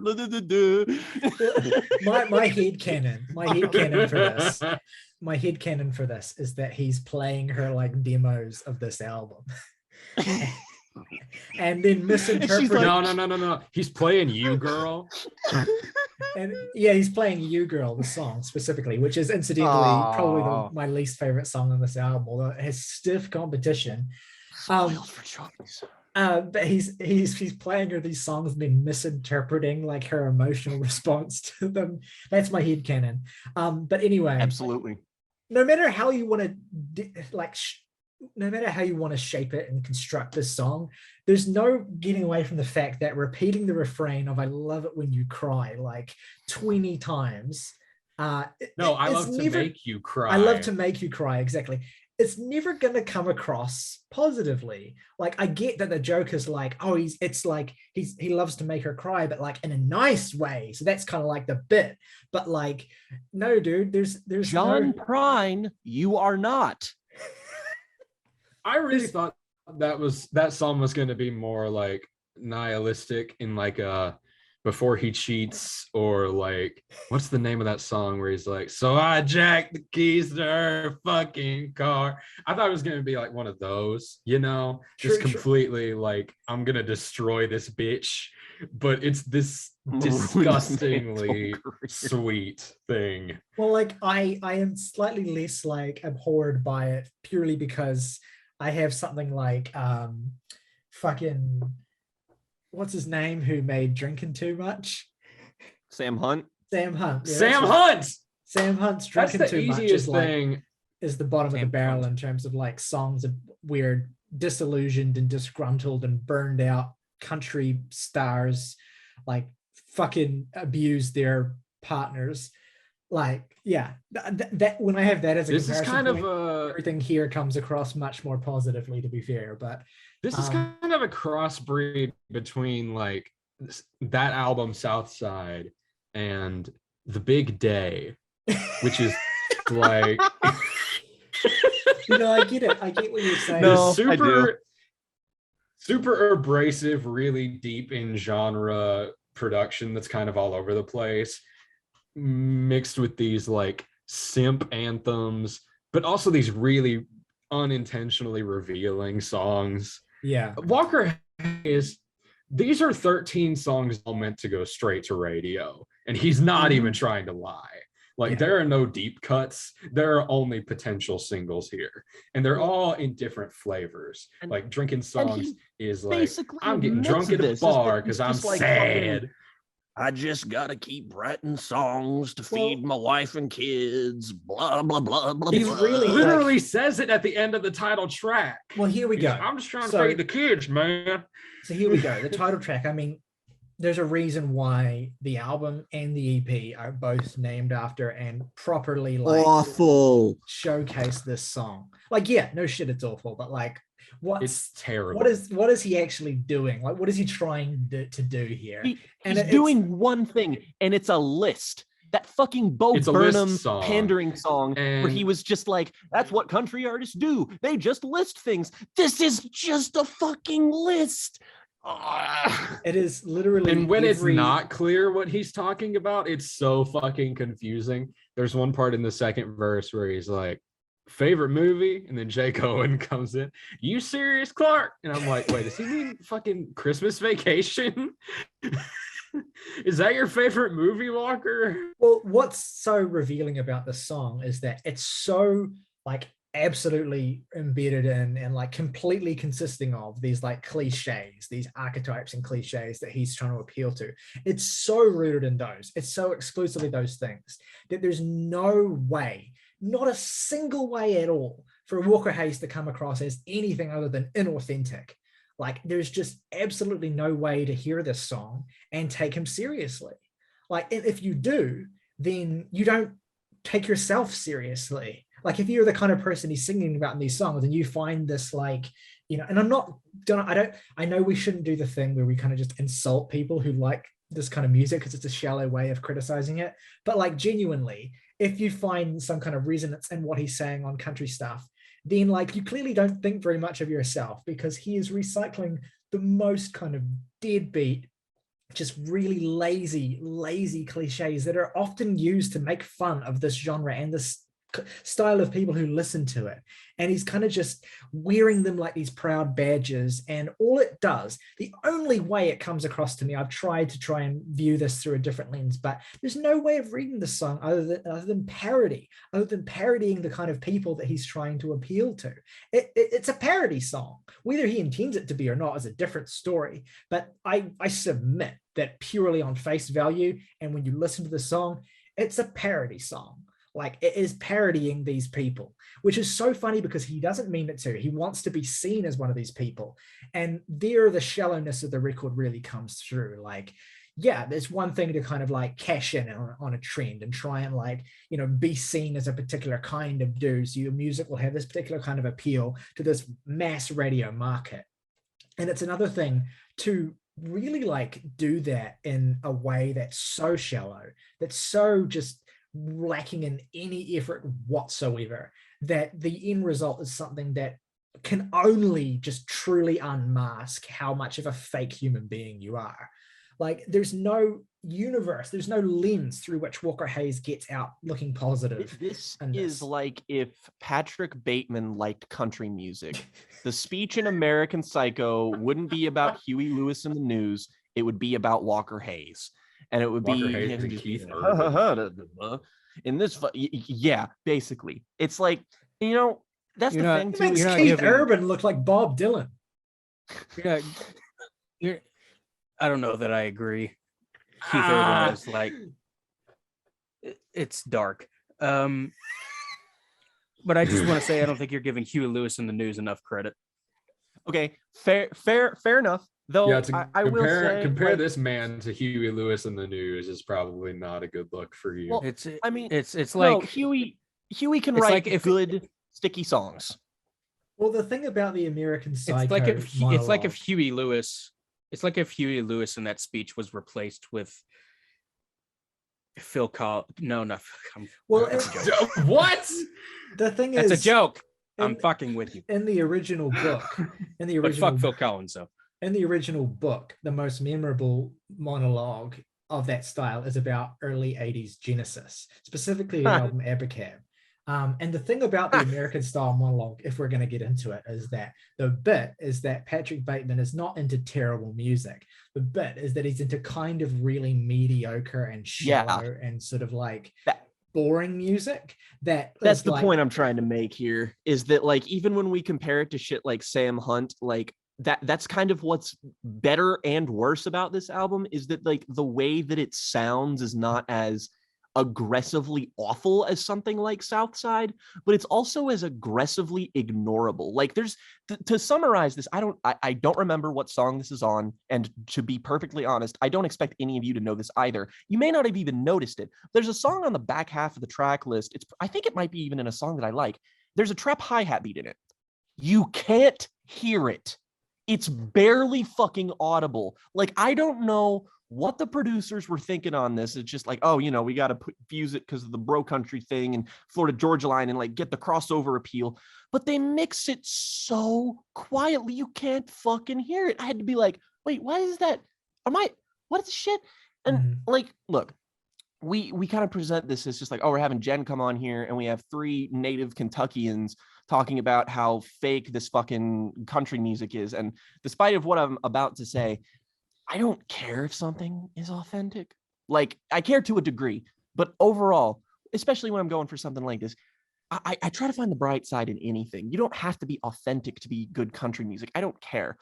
That said, when you're on your album, I need country music to put a moratorium. Even good country musicians, please stop talking about Hank Williams Jr. I'm sick of it. Oh my You're not God. him. Stop Hank and Evan. stop invoking him. Please, God. You are doing yourself no service at all by evoking somebody who is 1,000 times better than you, and also is the kind of person who you are unashamedly like ripping off in like the most sanitized way possible. So it doesn't even work that way. And I just end up being kind of like, should I even be mad at this? Because there's no artistry here. There's nothing here that's like again, it's so cynical, it's so lifeless, it's so limp and plastic that it's like, yeah, all these things are unintentionally revealing. And I don't like to say shit like this, but it's unintentionally revealing because Walker Hayes is an idiot. This man writes songs, and any insight you can glean into his mind is purely circumstantial, just because it's like, wait a minute, what? I mean, look at fucking AA, an abominable song, which I don't think is one of the worst songs on the album. God. Somehow. But he's like, just trying to keep my daughters off the pole, and I'm just kind of like, No. Let me.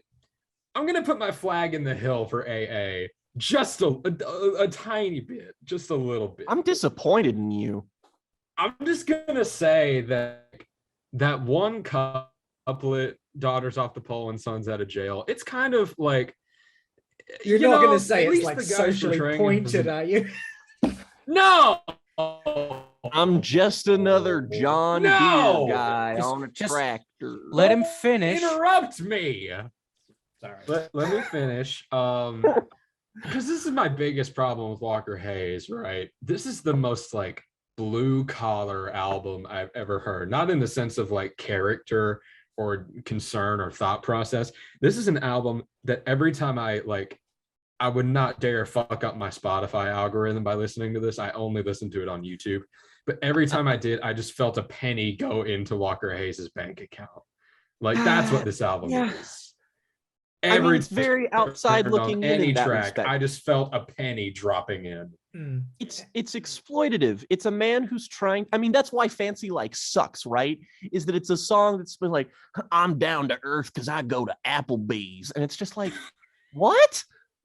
What are you, dude? What? And here's where a point that Jake you brought up before of authenticity comes into question, right? Because I agree with you, right? That like, when it comes to like music that is kind of doing genre template stuff, authenticity isn't a huge deal to me either. Although I accept that street cred and cultural cred and things like that are relevant things to discuss with regard to certain genres like hip hop, for instance.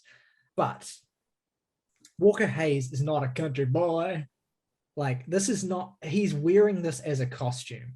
And also, like, it's very Kid Rock, honestly. I'm not the person I'm not the right person to be like have an opinion on this next particular thing or like have a take on it or whatever, because I'm just not the right demographic to really care. But like, this whole thing in bro country of a lot of these artists like affecting and singing and like rapping in a certain style with certain like bits of lingo and certain little ways of speaking.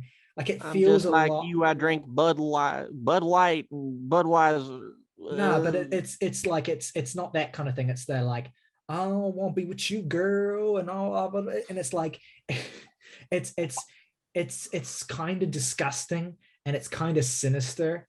And I don't care how many black friends you have, Walker. Like it's just not a good look. It doesn't fit you well, and it's not exclusive to him. Again, like it's a thing that's kind of seeping into like when Drake started doing like a Jamaican accent, like I mean a lot of R&B artists were doing that. That is exactly what this feels like. Like there are multiple songs on this album where he starts with like just a little noise of some kind. It changes. But he'll start with like a hey or like a yeah or like a all right. And it's like there are country singers that do that, but you're trying to sound like a rapper. I'm sorry. I think it's particularly like sharp and pointed, like and noticeable in the first stretch of this record. Like to me, this record really like hits a particular nadir quite quickly with the first 4 songs, which like quite amusingly, in my opinion, get progressively worse with each song. Like it starts with Drinking Songs, which is just really bad, obviously. But it's kind of bearable because production-wise, it's one of the more colorful on the record as well. I give Sadly, the upper half of tracks on this album, if I had to. Yeah, Drinking Songs is certainly like an easier one to get through. Yeah. But there are so many songs. Like there's this thing, somebody coined this, I don't know who.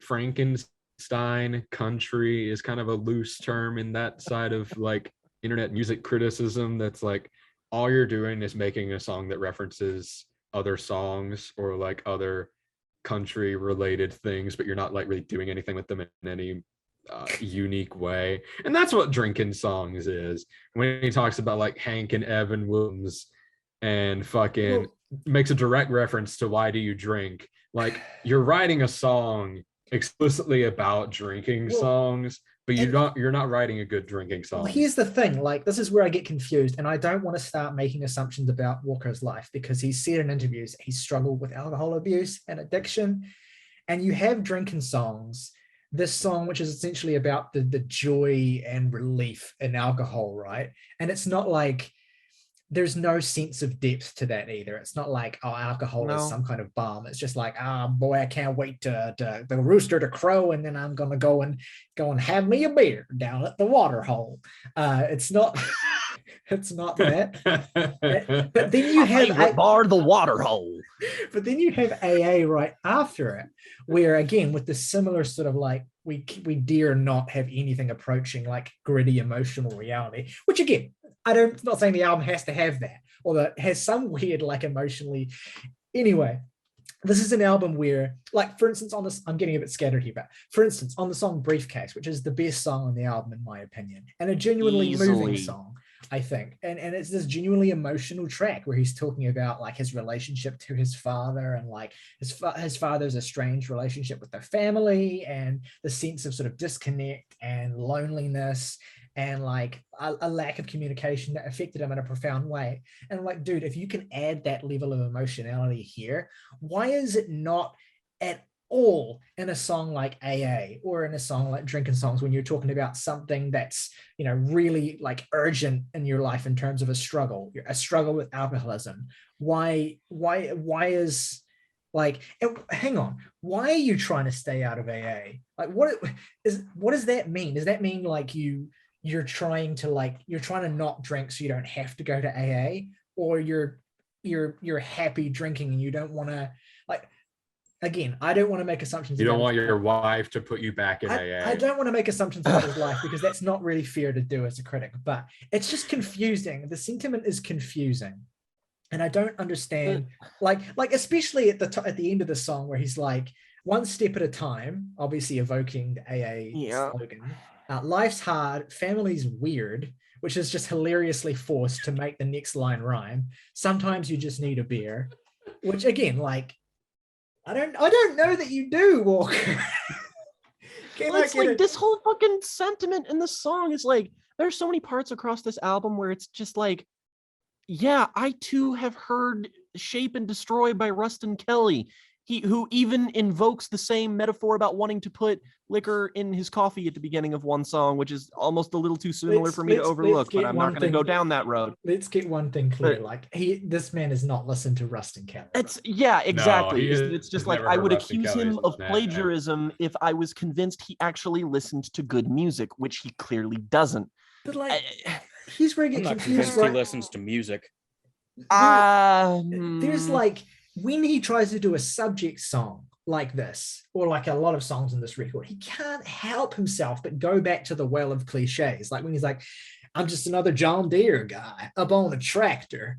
Like he can't help. He's like, he can't go like 3 minutes without like, oh shit, I've got to remind the audience that I'm a country guy. I'm a country boy. shit, run a bar. Where he's like, and that shit just pervades this album. And then you get the absolutely kind of like utterly just soul crushing duo of Life with You and You Girl, which are just some of the most like just see. Okay, this actually leads into a larger point. So you have on one end you have what is called bro country. That is your Sam Hunts, your Georgia Lines, etc. Then you have the more recent development, which is Boyfriend the Country, which is directly in response to Bro Country, which is like, you know, softer, more acoustic, twink-looking dudes singing about how happy they are with their wives and daughters and such. Your Dan and Shay types. And yeah, it's boring. It's Shawn Mendes of country music. Yeah, you're Shawn Mendes of country music. And that's the thing that makes Boyfriend Country worse, is that it's all so like blended together. At least those bros have personality. But that's the thing, like Life with You and You Girl is the worst of both. Like it's the worst of Boyfriend Country and then the worst of Bro Country. I want to pull back for a sec here. And I want to, like, I already said that authenticity in this doesn't really bother me. And not to speak for him in this instance, but if the lack of authenticity was going to bother someone here, it would be Morgan, as the person who's probably been listening to the most amount of country music on here. I just need an overall statement, because you were I wanted to know what your in was here. Like, did this just wash over you as just being completely unlistenable, or did you take specific offense to parts of it? Yes. How did I know that was what a unique case? Like, so shit, like let's look at this track list for a second. Shit like Drinking Songs and Life with You and DeLorean, those are the former, where they all sound so terrible. Like, just to begin with, ignoring things like lyrics and vocal delivery, just like when it doesn't outright sound like digitally fried anus, it's just the most boilerplate, boring nonsense you've ever heard in your goddamn life. And this is the better part of the album. Easily. That's the crazy part, is that there are two sides to this album, and it's the, like you said, Morgan, the insane, terrible, weird stuff like the title track, like Craig, which we'll get to. Then there's also just like boring radio fodder nonsense. You don't wish for. What you don't wish for. Which is just the most, like, again, it's easily on the more tolerable end of the spectrum here, but it's because it sounds like nothing. It's an empty song. If the album is going to be so bluntly titled as it's called Country Stuff, the album, I would suggest an alternate title of Variations on a 2 out of 10. Variations on Alcoholism and How Much I Love Jesus, which we really haven't touched on yet. But it's Walker Hayes loves Jesus. Well, boy, howdy does he love Jesus. I mean, I believe that in as much as I believe any other of the other things that he claims about himself and his lifestyle. Because if anything, I believe it less. You can't take anything on face value. But this comes into like I know I've already talked a lot, and I know I do that, but there's one song on this record that I really want to get into. Like, we don't have to really talk about anything else in particular, but we do have to talk Please about let it be Craig. this one song, which is Craig.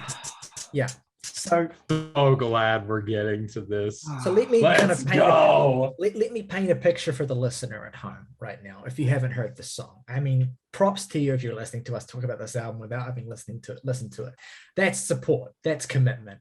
And props if you have listened to it as well. But regardless, you don't need to listen to Craig to appreciate the truly profound piece of nonsense that this song is. So, okay. So Craig is a song about supposedly cast as a story that is supposedly happening within Walker's real life of his encounter at church with a figure who is conflictingly referred to as both a man and a kid. It's very confusing. Like, he's this dude who what confuses me about it is that at some point in the song, without spoiling it, it's revealed that this person owns a van, and okay, I'll just spoil it, gifts the van to Walker after Walker has to like trade in his van because of money troubles.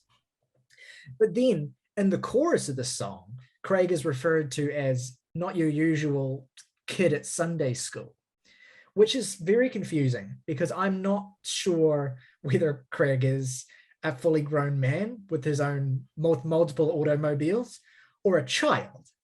And I think the key to this is one of the most obvious aspects of the song, which is that Craig is Jesus. Yeah, I was gonna say.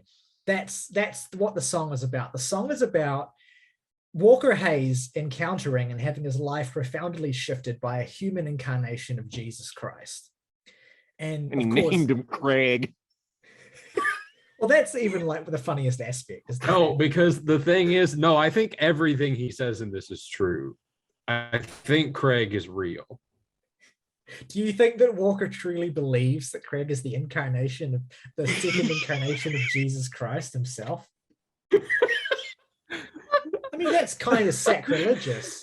No, I think that Craig is a virgin, at least. That seems to be more than you of him. Well, look, the thing we can definitely take away from this is that Walker thinks Craig is a great guy or kid or whatever the fuck he is. But also the Jesus metaphor is laid on so thick here that it's almost like, to me, this is one of the most revealing moments of the album. Because again, we talked about authenticity. Is Walker Hayes really a Christian? Would a devout Christian claim to have met Christ in the form of some dude who gave him a van? Like, I don't know. Maybe, I don't know. But all I know is that this is the most asinine fucking Christ metaphor, allegory story I've ever heard. And what's the most aggravating thing about it is how much of the song Walker spends winking at the audience. Like winking at the listener, like, this guy. Yeah, that's the one I was thinking of. Please die. Like, Just stop. Like, Enough. it makes me think of like some movies, a particular kind of movie, like fucking, I don't know, Collateral Beauty or Life Itself, right? No, it's a Pure Flix movie. You're trying to think of a Pure Flix movie. You're trying to think of God's Not Dead. It's fireproof. It's God's Not Dead. Where here's the in here. Where Walker Hayes, an artist like him, would make a song like Craig and feature prominently on the soundtrack of like Mercy Me does, like They're gonna make a movie about Craig in 5 years. Like, I was gonna say, like, all of these fucking crossover country Christian artists, they're all trying to make a song that'll land them in a Pure Flix movie so they can not only get the licensing from that, so they can appear in the film, which all these bands always do. That is the intent of this song. And here's where we get back to the most like revealing and like just what the fuck, like, who do you think you are aspect, which is that Walker uses this song as an excuse to self-congratulate himself, right? Because there's a verse here where the first time he encounters Craig, one of the first things that Craig says to him is compliments him on his songwriting. And like, this is just an excuse for Craig to either make up a guy or to maybe That's refer to right. a person who is like, you know, validating his like amazing you made talent. up a guy who was also Jesus likes my songs, guys. Like, that's it. That's the Jesus point I'm thinks building. I'm That's pretty the point I'm cool. building to. Not just, hey, my friends think my Jesus music thinks is cool, I'm pretty but sick. Jesus himself bumps my shit. The funniest part is when he says like, he knows my songs don't belong in no hymnal, but he still quotes my lyrics back to me and slaps me on the back and says, man, you got a gift how you write like that. And that the cool part of the song is that, like, before Craig even, you know, works his miraculous magic of giving him a car, he's already just saying about how Walker is the coolest guy in the world for writing songs like fucking country stuff. And the Christian equivalent of my dad works at Nintendo. And then he has the gall to act at the end of the song like he's being humbled by this whole experience. Like, my pride was way too ashamed to be adequately grateful at the moment, which is hilarious. To accept this car. But I signed the dotted line and I drove the kids home. And then give me a minute here to just talk about the final part of the final line of the song. Please. And so early in the song, he makes a reference to how like he has a van that doesn't have enough seat belts for his kids, which is like, when you first hear it, it kind of feels like, oh, it's kind of like a little way of like suggesting the fact that like the car isn't really sort of good enough, or like he doesn't really have what he needs. And then like the end of the song suggests that like the kids are all buckled up now, like, and the way this manifests is that like a cop pulls up beside them and they don't have to duck because they're all buckled up, suggesting that a man like Walker Hayes would get into any trouble with the law for one of his 6 kids not being buckled up in the car because there isn't enough room for them. Like, it's the most like, who do you think you are? It's the most like revealing, like, fucking white dude. Like, just my favorite part of this personally is the fact that Jesus, or Craig in this example, is just like, I don't remember if it was in the Toby Mac episode, but Morgan spoke to something that was truly skin-crawlingly repellent to him, and that's the concept of like the cool youth pastor, the one who's just like, who's also pretty cool? Jesus Christ. Like, that's Craig. He's acting like the only reason he doesn't have to be afraid of the police is because Jesus is on his side. Like, get the fuck out of my house. That's exactly Jesus the is message. my face mask. That's exactly the message. Like, and I haven't even mentioned the funniest line on the whole album as well, which is he took roadside assistance to a whole other level.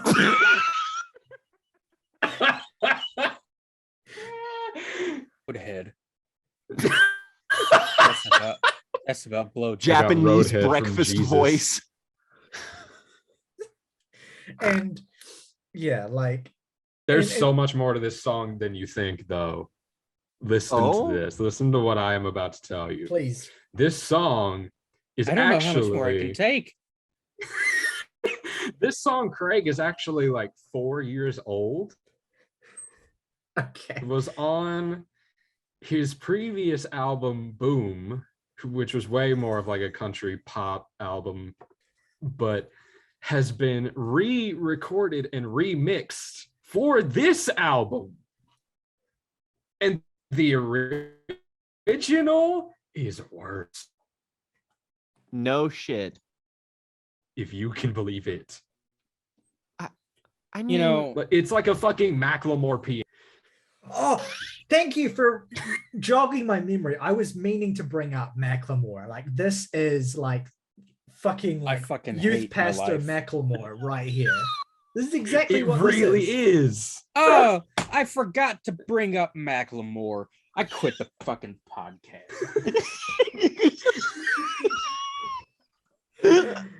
I mean,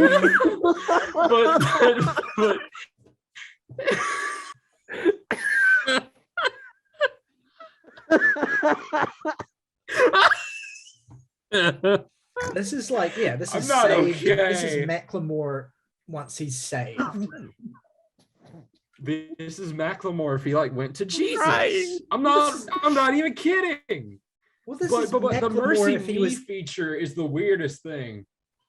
Just on a technical level, this song is so bizarre, right? Because it starts with these like really hard guitars, like harder than anything else on the album. It's got this like kind of good riff like going. legit Where it's just bluesy.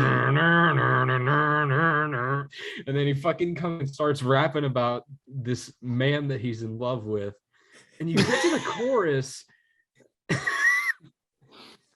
You get to the chorus and the lead singer of Mercy Me comes in, but he's only in it for like 8 bars. He doesn't even sing the whole chorus. It's so funny too because it's like the fucking thing where it's like the feature that's only it's like the fucking Death Cab for Cutie feature like a on rap song. the fuck It's like a where it's Gray just feature. been givered. Like Well, you also have him kind of giving away the game that he's not really Christian, because at multiple points in this album, like he talks about, oh, I need to go to church so I don't go to hell. And in this song, he says, I haven't figured out church yet, but Craig, I get. Like, he's just my giving away songs the game. don't that, belong like, in no hymns. he's just giving away the game that, like, oh, I'm not actually a Christian, but I need to appeal to that demographic if my songs are going to be successful. And so he writes this. No wonder this song is old and he's tried to repurpose it. Like, he's so convinced this is his ticket into like Christian rock radio, and it probably fucking worked for all I know. Probably is. It makes me think of youth group. That's what this song makes me think of. It makes me think of the middle of summer and a shitty tent that somebody bought at Walmart and a bunch of store-bought snacks and tiny little things of variety packs so people could come in and be like, hey, hang out with your friends from school and then listen to this 35-year-old guy who went to Bible camp talk about Jesus for an hour. I'm gonna have a panic. I'm gonna have a panic attack. So one more thing, like I mentioned the funniest line on the album before, where I said like he took roadside assistance to a whole other level, and I forgot to mention the very next part of the line where he says he took roadside assistance to a whole nother level to sacrificial heights. What? Yeah. Because he's Jesus, Frank right? sacrificed himself. Like we didn't fucking get it at that point. No, but the thing is, the implication here is staggering. That the act of kindness that Craig does to Walker by giving him a van is on the same level as allowing himself to be crucified. On the same level, you guys as allowing himself to be crucified. There's one more thing about this song. Do you guys know about the Be a Craig Fund? No. Oh my god. Is this a fucking like Walker? This is a scam. Walker Hayes started a charity after this song came out. I have the website pulled up. I'm gonna read what it says. Stop trying to make Craig happen. The life has left Morgan's eyes. The Be a Craig Fund was established by Walker Hayes as a tribute to a man named Craig who gave the Hayes family a van when they were struggling. His kindness meant that the family would have a vehicle big enough for all the Hayes children to have a seat belt. In keeping with the sentiment of paying it forward and through gifts to support nonprofits that empower others to make the path easier, Walker wants to encourage individuals to see opportunities to help others. Be a Craig to someone in need by donating directly to the fund or purchasing a Be a Craig t-shirt where proceeds benefit the fund. You can be a Craig for someone in your life who is struggling by submitting their story below for consideration to be a donation recipient. So sell us your sob story and we'll give you money. Yeah, sorry, there's no way that's legit. All of that language is so shady. What the no, no, no, no, no, no, no, no, no, no. Even if it is legitimate, right? It's still kind of disgusting, like what Walker is doing. There's a little link at the bottom that says Let's do not see sell. who is the most miserable fuck out of the bunch of miserable fucks that find this page, and let's change them, but the hell with the rest of them. It's like the fucking Hunger Games. Fuck me. Anyway, that's Craig. I don't actually have much to say about the rest of the album that I haven't already said. Again, like Briefcase is a highlight. It's a confusingly good song on this album. I want to talk about that for a second, actually. Go for it. Please. Yes, it is the best song on the album. But this is why sequencing matters. Because it's like, what is it? There's 3 songs after this, and then there's the end of the album. 2 songs. It's the two. Okay, so it's the third last song on the album, which means I have had to endure, now counting that one, 10 songs. And you save the only one that is listenable till that point. This is why sequencing matters, because the fact that it is listenable no longer fucking matters. I just want out. It's like being cries after it. It's like being served a ribeye in like the 8th year of a 10-year prison sentence. What's funny is that thanks. What's funny is that the original, they don't even give me any salt and pepper. The original EP kind of exacerbates this, where like every song is better than the one before it.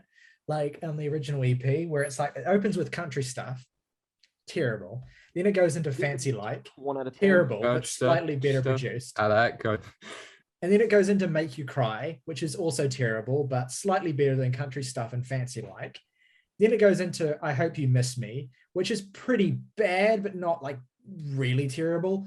And then it goes into What If We Did, which is probably like the second best song on the album, the closing track, but still pretty mediocre. And then the EP ends with Briefcase, which is like, it's just a hilarious, like, hilarious way to sequence your album in like the worst way possible, where every song it starts with the worst stuff and like gets progressively better by the time that people have probably completely lost interest, if they're taking the music seriously, if they're listening to take it seriously anyway, which of course, this is not targeted. Just turn on this album and hit shuffle anyway. Yeah, exactly. I mean, Morgan's point's exacerbated because the fact that the songs that are on the other side of it are the most dubiously titled songs that Make You Cry and I Hope You Miss Me, which are both funny because they're both like, I Hope You Miss Me is an interesting point on the album because it's one of the only times where there's actual genuine self-reflexiveness, even though the song's mediocre as hell and just kind of is boring and shit.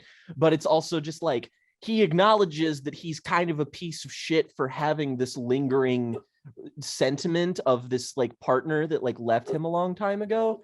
And I'm like, okay, it's there's honest. Something interesting like, I can relate to that sentiment. It's honest, but the problem is that even at his best moments is that Walker Hayes is the most boring man alive, is that even if it's the most meant sentiment ever, it's still going to be delivered like it's fucking homework. Like, Jake, I want to point out that you asked me what my in here was, and my answer is fuck you. Yeah, that's my in. Shut up, leave me alone. Even with that song, I Hope You Miss Me, like you have that, honesty of the sentiment that, like he's deep down, he hopes that this person misses him. He even, that's, I'm not going to give him much credit here, but it is kind of like, it's a little bit brave to admit that out of context, just as a sentiment. But then on the rest of the song, it's like he takes the candidness of that and just kind of like, again, turns it into this really self-indulgent and kind of mean-spirited thing, where he's like, when you finally get that star on Hollywood Boulevard, just remember, I called it on the hood of your car, where it's like, he can't let this person go without wanting to take responsibility for their success, without wanting things to were so great when we got together, but like he's so whatever. Desperate. This man is so desperate for success that he will leech off the success, the hypothetical success of people that have been in his life for, however fucking long. And it's just really kind of yuck. The songs, Briefcase, and What If We Did. Engage in a trend in country radio that has been terrible and unproductive, which is getting a female vocalist on there and she doesn't do anything. Not a damn really. thing. Lori McKenna must owe someone money. Like Yeah. Carly Pierce put out a great album last year that Shane McAnally, the guy that produced Tell You Right Here, Shane McAnally, also Hunger produced, Dunger Dang. her album, which is very good. And Lori McKenna also put out a great album last year called Storyteller, but they're both on this album and they have absolutely nothing to do. I mean, really the same can be said about Mercy Me, but at least Mercy Me is going to give him a marketing boost in another demographic. I don't know who's going to come here just to listen to Lori McKenna or Carly Pierce, but they're both being wasted. A deeply sad human being is who. We recommend lots of more niche country artists on this show, and I'm very glad that we take an initiative to do so, frankly, because like part of me hates the shallow take of the whole like, oh no, country music is good, because it's just like, dude, that's like saying any genre of music isn't good, because you're just wrong. You just don't look. But at the same time, it's a genre that's so saturated with shit exactly like this. It's like, please, I'm begging you, go listen to the Jason Isbells and the Rustin Kellys and the anyone fucking else of the world. Thank you, Morgan. Maybe that's our lesson, is that we've had our fun here with this album, but we need to go back to the platforming. Hey, I think we earned it, if nothing else. We've done a great job at being like, hey, go listen to the Highwomen album. Go listen to fucking. We've already had Miranda Lambert mentioned. Yes. The Martha tapes. Go listen to that. Like, yeah. Fucking Pinegrove. Go listen to Cardinal. Go do that. Yeah. Like, this might be the year that I try and like make a concerted effort to get more into like the good stuff. In this genre of Americana and country. They reference it enough. Go listen to Hank Williams Jr. for fuck's sake. Yeah. Anyway, let's wrap this up with our favorite tracks and ratings for Country Stuff, the album. Let's go in reverse order. So, Jen, why don't you lead us off on this? All right. Favorite track is Briefcase. I almost want to say AA, but I won't. Least favorite track. Oh, that's hard. Do I only get one? You can pick three. Who fucking cares? This is our show. Craig, Country I'm picking Stuff, 3. and You Girl. I give it a 2 out of 10. Try harder. My favorite songs are, or the least terrible songs in this record are Briefcase, which again I think is genuinely good, What If We Did, and DeLorean, which actually I like the production on that song, and it's one of the least offensive lyrically. It's kind of goofy, not a very good song, but it's all right. It certainly picks the album up. I want to go back to the origin of love, like the first one. Okay. 3 worst tracks, I completely concur with Jen. It is Country Stuff, Craig, and You Girl. They're absolutely the 3 nadirs of this record. And I am going to give the album a very light 3 out of 10. In my notes, I have, where I usually just write fave tracks, I have fave ellipses tracks, ? And then nothing. Least favorite is Country Stuff, Fancy Like, and Craig. And I am going to give this, frankly, I feel a generous 1.5 out of 10. I really don't think, maybe I didn't emphasize enough how fucking trying this was, especially this week. I mean, frankly, it's you get 2 sides of the shit coin here. You get the legitimately offensively awful Sam Hunt, and then you have the legitimately inoffensively awful Walker Hayes. And the one is offensive and bothers you because it's, all of its intent is hateful. And then you get another thing which isn't intentful at all and is artless. My 3 favorite songs are No Thank You, My least favorite songs are Fancy Like, Country Stuff, and Craig 2.5. I can't believe that I legitimately believe Fancy Like to be in like the top half of this album. How crazy! I mean, is it's that? like a functional song, I guess, but like fucking I want to fucking like garrote myself when I hear it. I hate it. Well, that is an average rating overall of 2.3, which I'm pretty certain is the lowest rating we've ever given for a new release review on this podcast. Because before it was, Sear? wait, I'm probably, No, Sear's gotta be lower. Sear is definitely lower. I always And forget. like we never officially reviewed Sam Hunt, did we? No, we did No. not. But the thing Okay. about Sear that you're forgetting, Jake, is that it's not an album. You know, what is this? This Is this an It's album? in the title, so is an album. It's right in the name. yeah. It's right in the title. Change my middle name to Handsome and get some It's Country confidence. Stuff, the album. I identify as Country Stuff, the Attack Helicopter. You. Fuck you. What do you?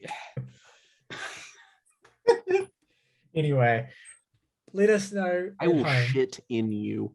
Let us know at home what you thought of these albums we That's reviewed my this line. week.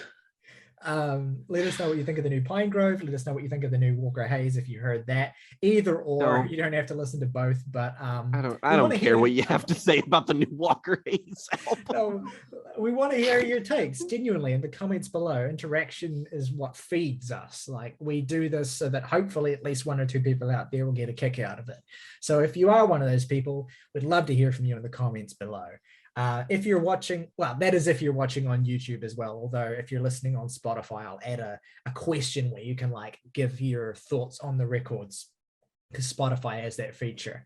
If you're listening on Spotify, please consider giving the podcast a 5-star rating. Ratings really help us. It makes a big difference with podcasts, whether you're on Spotify, Apple Music, or wherever you're listening. If you're watching on YouTube, please give the video a like as well. That helps us in a big way that we really can't emphasize enough.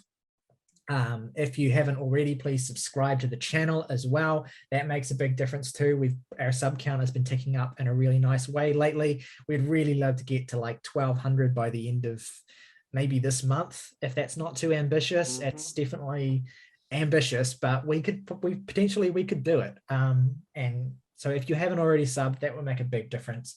If you really enjoy what we do and you want to support the channel, on our YouTube page, you can hit the join button, and for just $1 a month, you can support the channel and become a regular member of the Jhazmyne family, which entitles you to certain perks such as a special thing by your name when you comment, priority comment responses. You get your name featured at the title scroll of every video we put on the channel, and you also get a priority if you want to give us recommendations for records to listen to as well. So that's hopefully some incentive to support us, but of course, it's up to you. In 2 days' time, as per usual, we'll have our record club up for this week on Tori Amos's Little Earthquakes, so stick around for that. And yeah, we'll also be hitting you very soon with a Dillinger Escape Plan discography video, so that is something to be very excited about as well. Thank you, Jen, for joining us as this week's guest on the podcast. It has been an absolute pleasure to have you, particularly as an authority on country music, and also to account for what you've done in making us review Walker Hayes. As always, folks, rock over London, rock on Chicago, natural light beer, brewed in America.